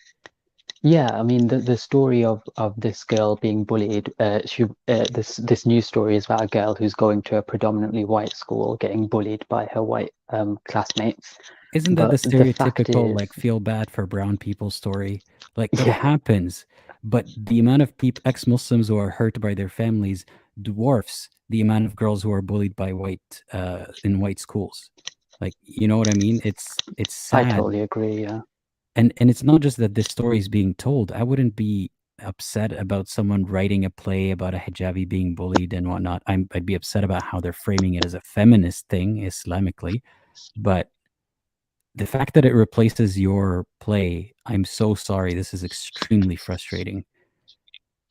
Yeah, for me it was like the worst thing, the worst news of the year. But yeah, it's I'm really quite gutted about that. It was like the biggest production I've ever made. And I feel like I don't know, but someone told me something that I think something that really resonated with me. He said that, yeah, sure, you might not be able to play at this theatre at this specific time, but keep that play, and one day it will be performed. And I'm just hoping that, like, that's true. I hope so as well. I was gonna say how, proud I am of you for writing that to begin with. And I'm sorry that you didn't see it come to fruition, but it's not the end of the line. Yeah, I mean, it's not just like it was my own work either. It was lots of people had a hand in it. There were 18 people like working together on this play just to conceptualize it and write it all out and direct it and everything. And then we had obviously the cast as well. So it was a bit. I think we were all just quite shocked. But yeah, it's But I guess I expected a bit too much. To think that something like that could be acceptable right now. No, because then your conclusion is that you were too hopeful and that we should manage our expectations and not hope for good things because, not right now, but when? Yeah, If not now. Yeah. I'm not like, lecturing you or anything. I see why you feel that way. I'm really sorry. No, yeah, it's a bit of a bummer. But That's the most British thing you said all day. Just a bit, yeah. A bit of a bummer, yeah. Okay. Oh well, it will be performed one day, and I want it to be in the biggest theater in the world, and it's gonna happen. That's more like it. But yeah, it's I guess that was sort of like the biggest news for me personally. I think really that's my story to share. I could talk about my past and my current situation, but I feel like that would just be another thing that everyone has already heard.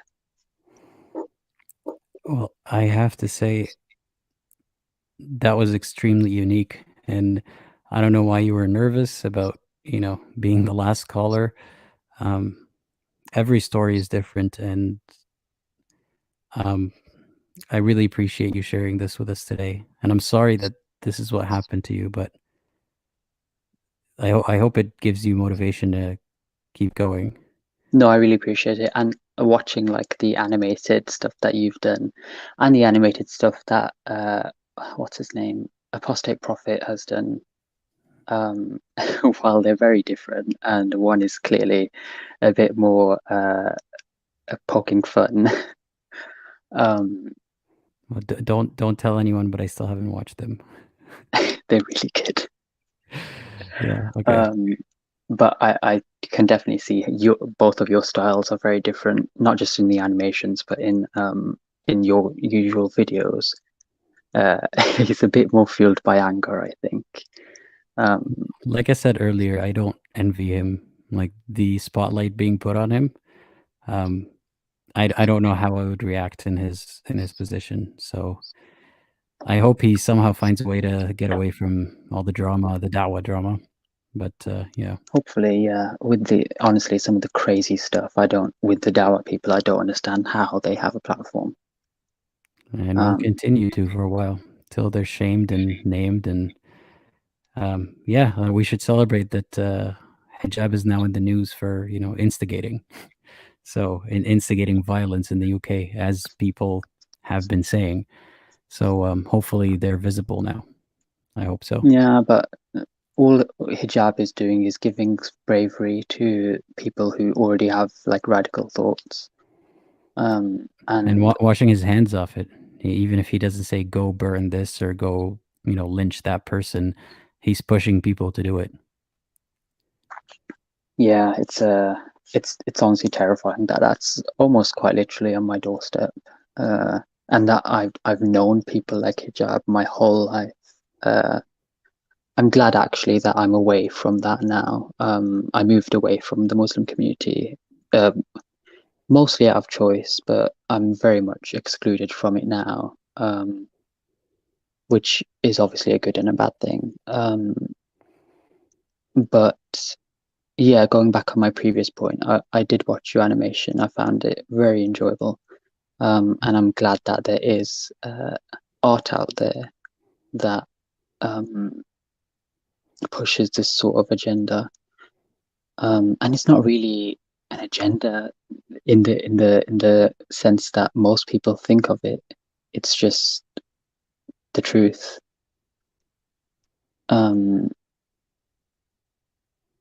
Speaking of art, how many Muslims have you heard that were just absolutely okay with Salman Rushdie getting attacked? Oh, so many. It's surprising when they're not, almost. Depends on the context you're in, obviously, like depends on the circles you're in, but I'm no longer fazed by it. Like, yeah. Remember Lars Vilks? Yeah. Yeah, when he died in a car, a burning car, everyone was just so happy about it. Like, that's a taste of hell and all that kind of stuff. My expectations have been lowered over my time, doing this. They're on the floor and they continue to drop, to be honest. So I know that sounds depressing, but that's just how I get through it. I'm not surprised. Yeah. They're celebrating it, or they're saying, you know what, I don't care. Like, this was wrong, that was wrong. It cancels out. I don't care. Yeah, personally, I don't know the statistics myself, but there are some days where I believe that Islam can really change, and I hope that it does. And there's some days where I think it never is going to. And I feel like both sides of those have very good reasons. Like I said, I don't know the statistics, but from the media like TikTok and just people that I know in general, from what I can see, there are lots of Muslims who are becoming more liberal, which isn't Islam anymore, but I'm okay with that. I'm not going to call them out on it. I'm not going to tell them that what they're doing is very un-Islamic. I'm just going to be happy that they're now supporting women's rights, and gay rights and all the rest.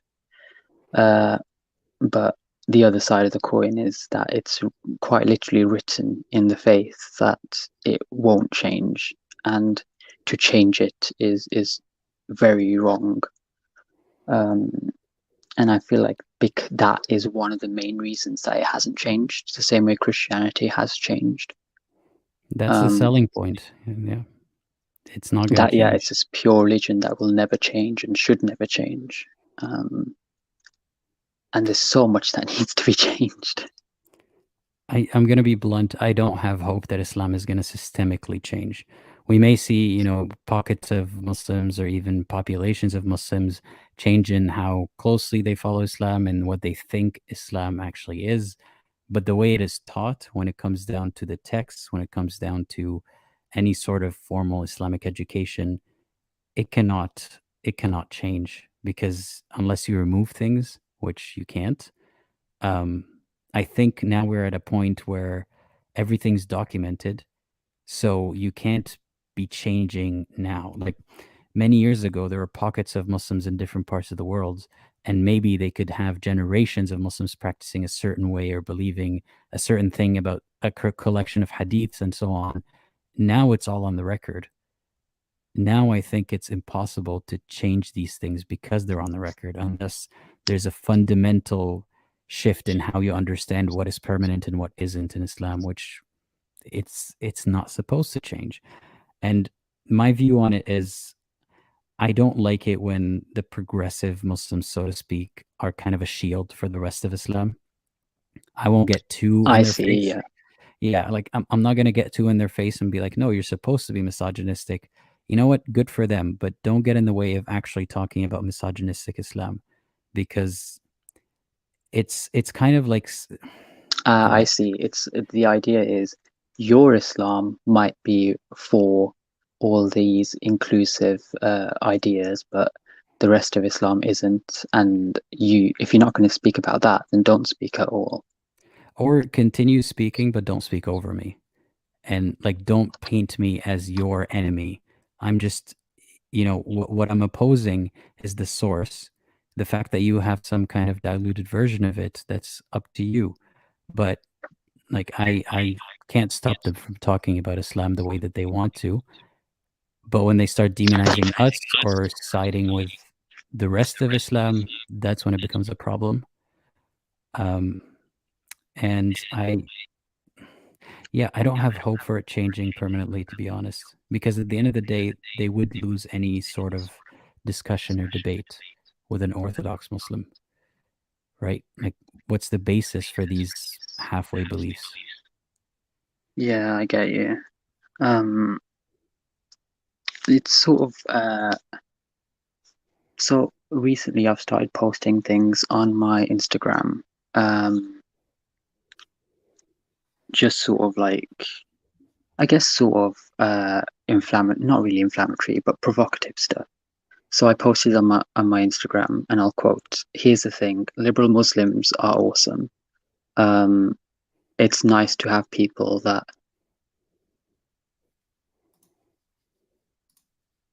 Are you still there? Hello? I think we lost the caller, or maybe I am the one who's... Oh, not... sorry, am I back? Yeah, you're back. Oh, I was trying to give me a second. I can kind of hear my voice. There's an echo.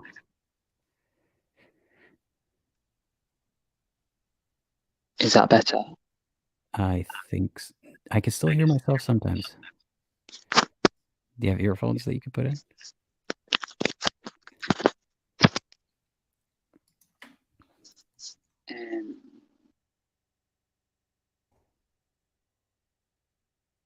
Can you still hear me? Yeah, I could still hear myself. Okay, now it's gone. You should be okay now. Yeah, good now. So what did I... So I'm not sure if... Can you still hear me now?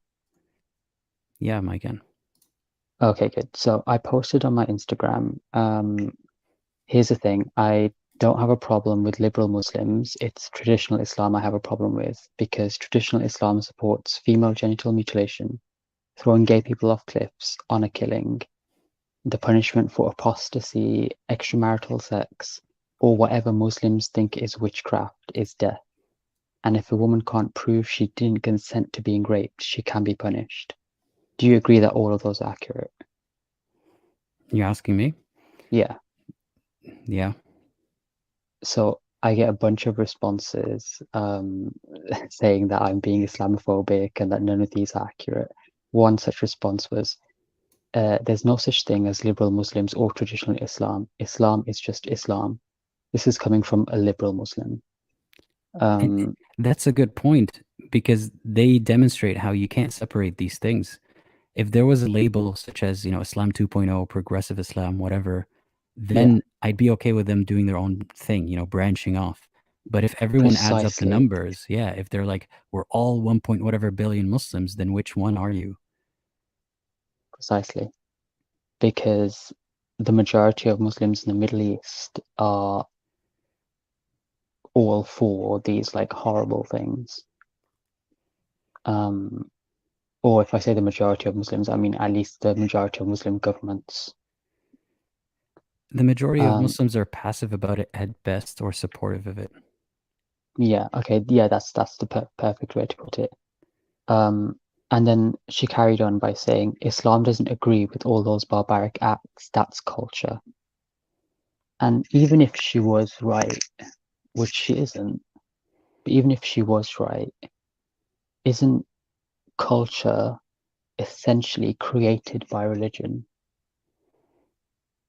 There wouldn't be an Islamic culture if there was no Islamic religion. And even if a tool is so easy, this is kind of like arguing, for example, guns kill people. Sorry, people kill people, not guns. So that's basically saying Islam is being misused. It's like a gun being misused. It's not the gun's fault, which is obviously not an accurate way of portraying the state of gun laws in the U.S., for example. If Islam can be used this way and is used this way throughout history and now, it is a bad tool that needs to be reshaped. It needs to be managed. Something needs to be done. But what you said about culture, say it is the local culture, somehow common among Muslims all over the world. Why isn't Islam doing anything to stop it? And I think actually the phrasing of that question was so important. It's not possible for culture all across the world to be so similar if it isn't a result of the religion. It's the no religion. coincidence It's not culture. Yeah, like Pakistani culture, Jordanian culture, and they both have similar aspects that have to do with Islamic abuse. Exactly. They're not even next to each other. Yeah. I think sometimes getting them to think about it that way, or telling them that even if it is culture, like getting to that halfway point, Islam is ineffective at stopping it. It's a catalyst, if anything. It can be used to perpetuate that harm. Yeah, I totally agree.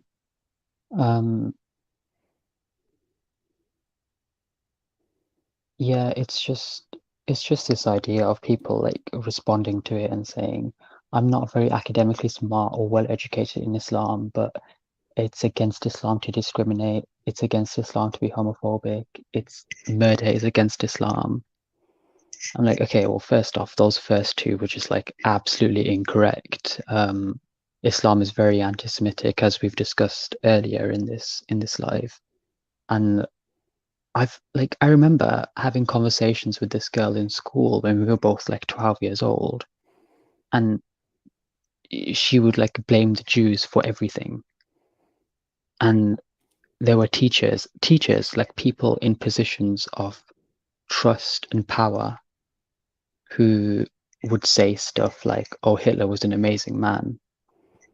There was this one. That's in the UK, right? Yeah, in the UK. There was this one teacher who. This is so weird, but he would tell us if we did something wrong, like didn't hand in our homework or we were talking in class, he would give us detention. But then he'd say, "Oh, but if you come to Jummah today, you won't have detention." And I can't draw a comparison to any other religion that does stuff like that or says that Hitler was great. Even like Germans like hate speaking about Hitler. Like there's more Nazis in America than there are in Germany now. Yeah. I never cease to be surprised, to be honest. Recently, a friend sent me some photos from what was like she has nothing to do with the event or the country that it's held in, but some kind of car show or something. And some guy dressed up as Hitler and put rockets on his car and just for show, not real ones, and wrote Mein Kampf on it and took a book, like an Arabic book, the Arabic version of Mein Kampf or some part of it. The caller is gone, but I'll continue telling the story, I guess. And he was posing with people for photos. There was a kid posing with the photo, with the book, sorry, Mein Kampf in front of the car. And I thought this was some scandal in that country. I wasn't familiar with what's going on there. I looked it up. Nobody cares. Nobody cares. And hey, welcome back, Red. Sorry, Yeah. just having a bit of an issue with the webpage. That's okay. But I was listening. Yeah, I was telling that story about people posing to take photos with Hitler and in a Muslim country. It's not a coincidence that it's always Islam. It's not a coincidence. Yeah, it's unfortunate. I just like you've said, like lots of people on the stream have said, I do hope. I don't have much hope, but I do hope that I can see a significant change in my lifetime. If not in Islam itself, then in people outside of Islam's perspective of it. I think that is very doable to see a change in that. I think so, because it's currently so depressing to be, in the middle of both and demonized by both, in a sense, or ignored at least by one side and demonized by the other.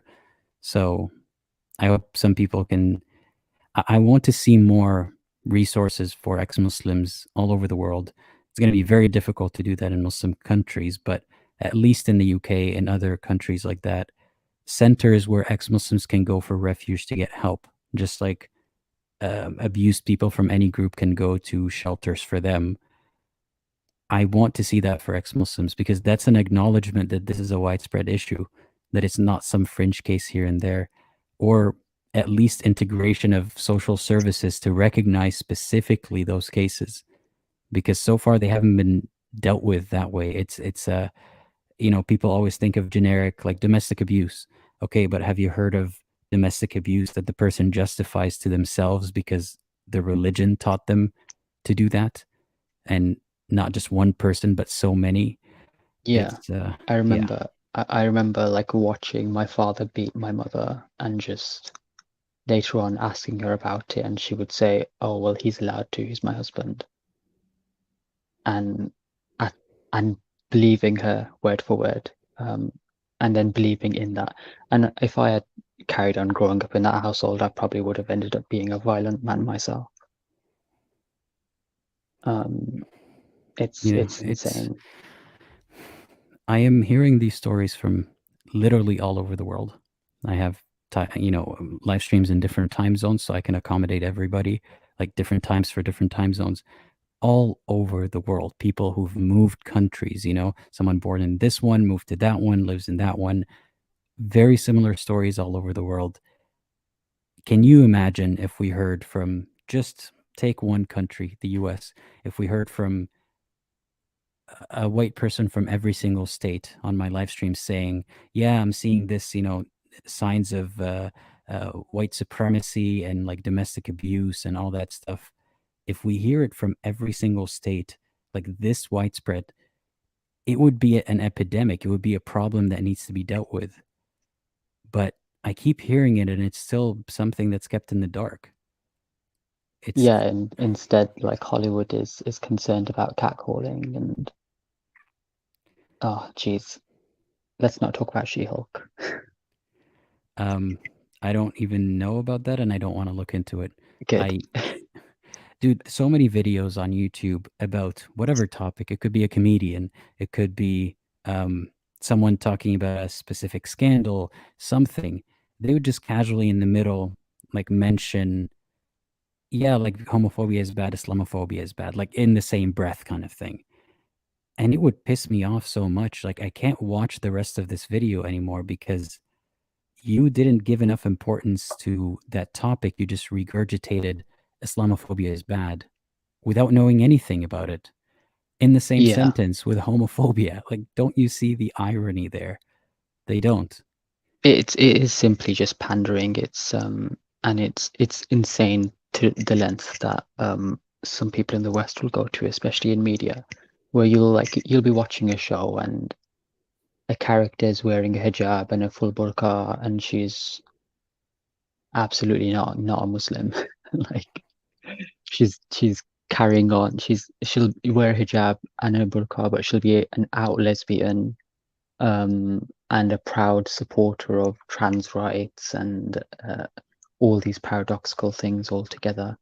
They're trying to check so many boxes in one character. It's not how it works. Yeah, it's insane. At this point, I feel like we've covered so many different topics that have no real relevance to each other. But I think I should let you go. I feel like you've been streaming for a very long time. That's what I do. Yeah. Lately, my streams have been. I used to think that 2 hours was a long time, but now I'm like, I don't know, 4 to 6 hours sometimes. But Jeez. yeah, I enjoy every conversation, and that's why I find myself streaming for so long. So yeah. But yeah, hopefully one day you'll be on a much larger screen with a much larger audience, and your words will have impact outside of this community, which I think they already do, but to a scale where it can bring change. And when I say your words, I mean yours personally, but also they're the voice of ex-Muslims. So Thank you. hopefully that day will come. I hope so too. And with that, I think I will leave you. Well, I hope you have a good rest of your day, whatever time it is where you are. 3 a.m. Oh, I appreciate you staying up this late. No, it was very much worth it. Yeah. Well, have a good night, I suppose. Okie doke. Take care. Bye. You too. Bye-bye. Thanks again, Red. I appreciated your call. Every time I have a British person call in, or an English person, someone's like, tell them to say bottle of water.